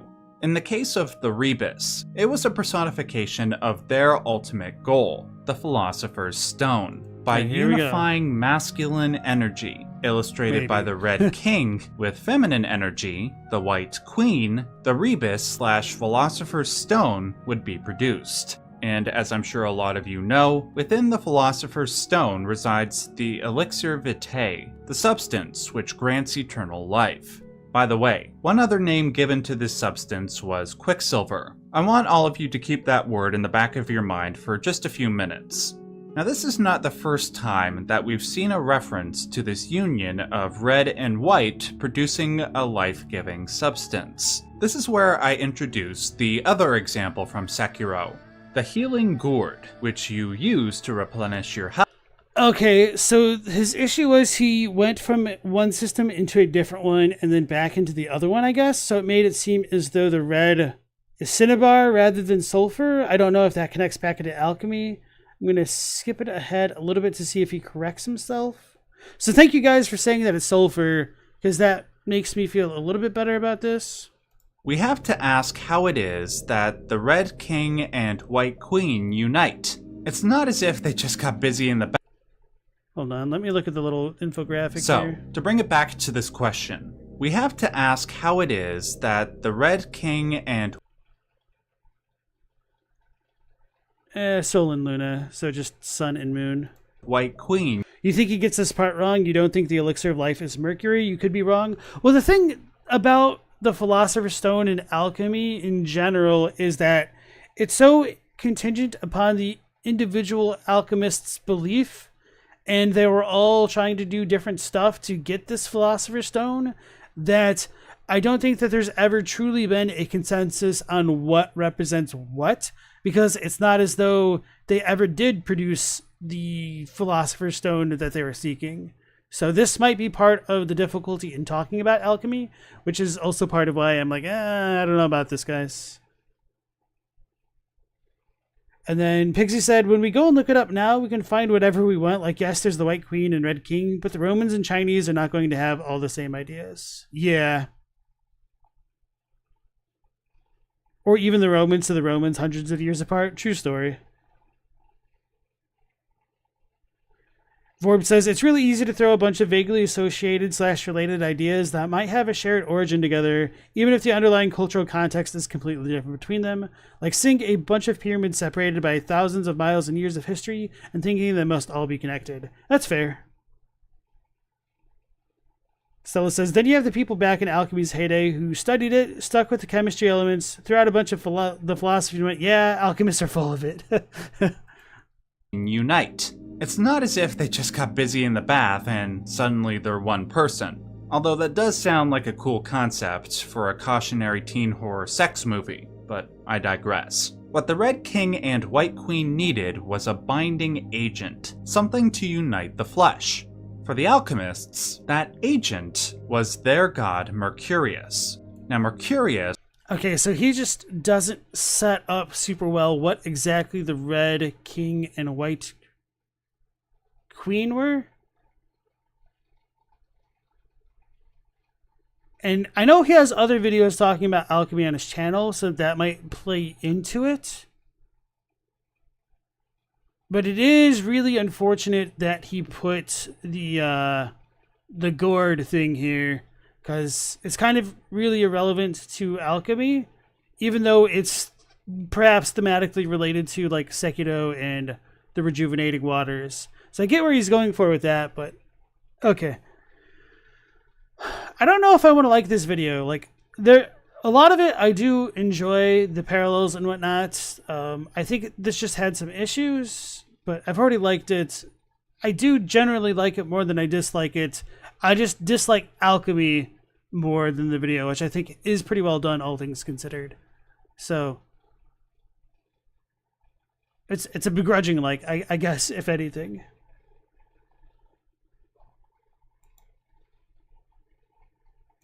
All right, Vorb, don't be that crass. Come on, boy. Let's remove that.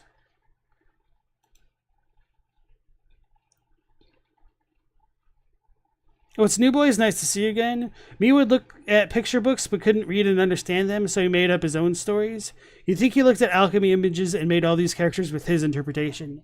So this might be a bit of a hot take, which I think is actually a pretty cold take, but I don't think Miyazaki actually has that much of an influence over the visual design elements of the game within reason, because we have interviews with him telling the artists that he likes to give them a lot of freedom to produce the things that they like to do, although he does have comments on things to kind of like tweak things. So like one design that we know like the artist struggled with was the what's it called, the Gaping Dragon in Dark Souls 1, where he wanted it to somehow be like more, what was the word that he used, like regal, something along those lines in its appearance than like the initial concepts. But I feel like a lot of the red and white stuff, or even like a lot of other visual designs, is just based off of like individual artists or things like that, which maybe they've been given that kind of game direction to work that way, but I'm a little skeptical. So they might have been given some directives to like work with certain thematic colors, which I think is a strong possibility, but there's certainly a lot of variation and overlapping, and in some ways discoordination between certain visual elements of the game, where it's not as though Miyazaki's putting in 40-hour work days to get everything just as we would expect them to be. So it is a team that makes the games at FromSoft. And then Dylan said, you haven't seen enough of the video, but you think alchemy has more thematic relevance than plot and lore relevance. There seems like there's a history or epistemology thing going on in Elden Ring, but some of it seems undefined on purpose, reflecting that history. Yeah, I can agree with that take on things here. So I guess like part of my issue with this video is it's a little bit weird to say that like Marika and Radagon bonded, and the thing that came out of them, which allowed them to be bonded, was the thing that allowed them to be bonded in their unification, which is why you get Mesmer and like the other children. But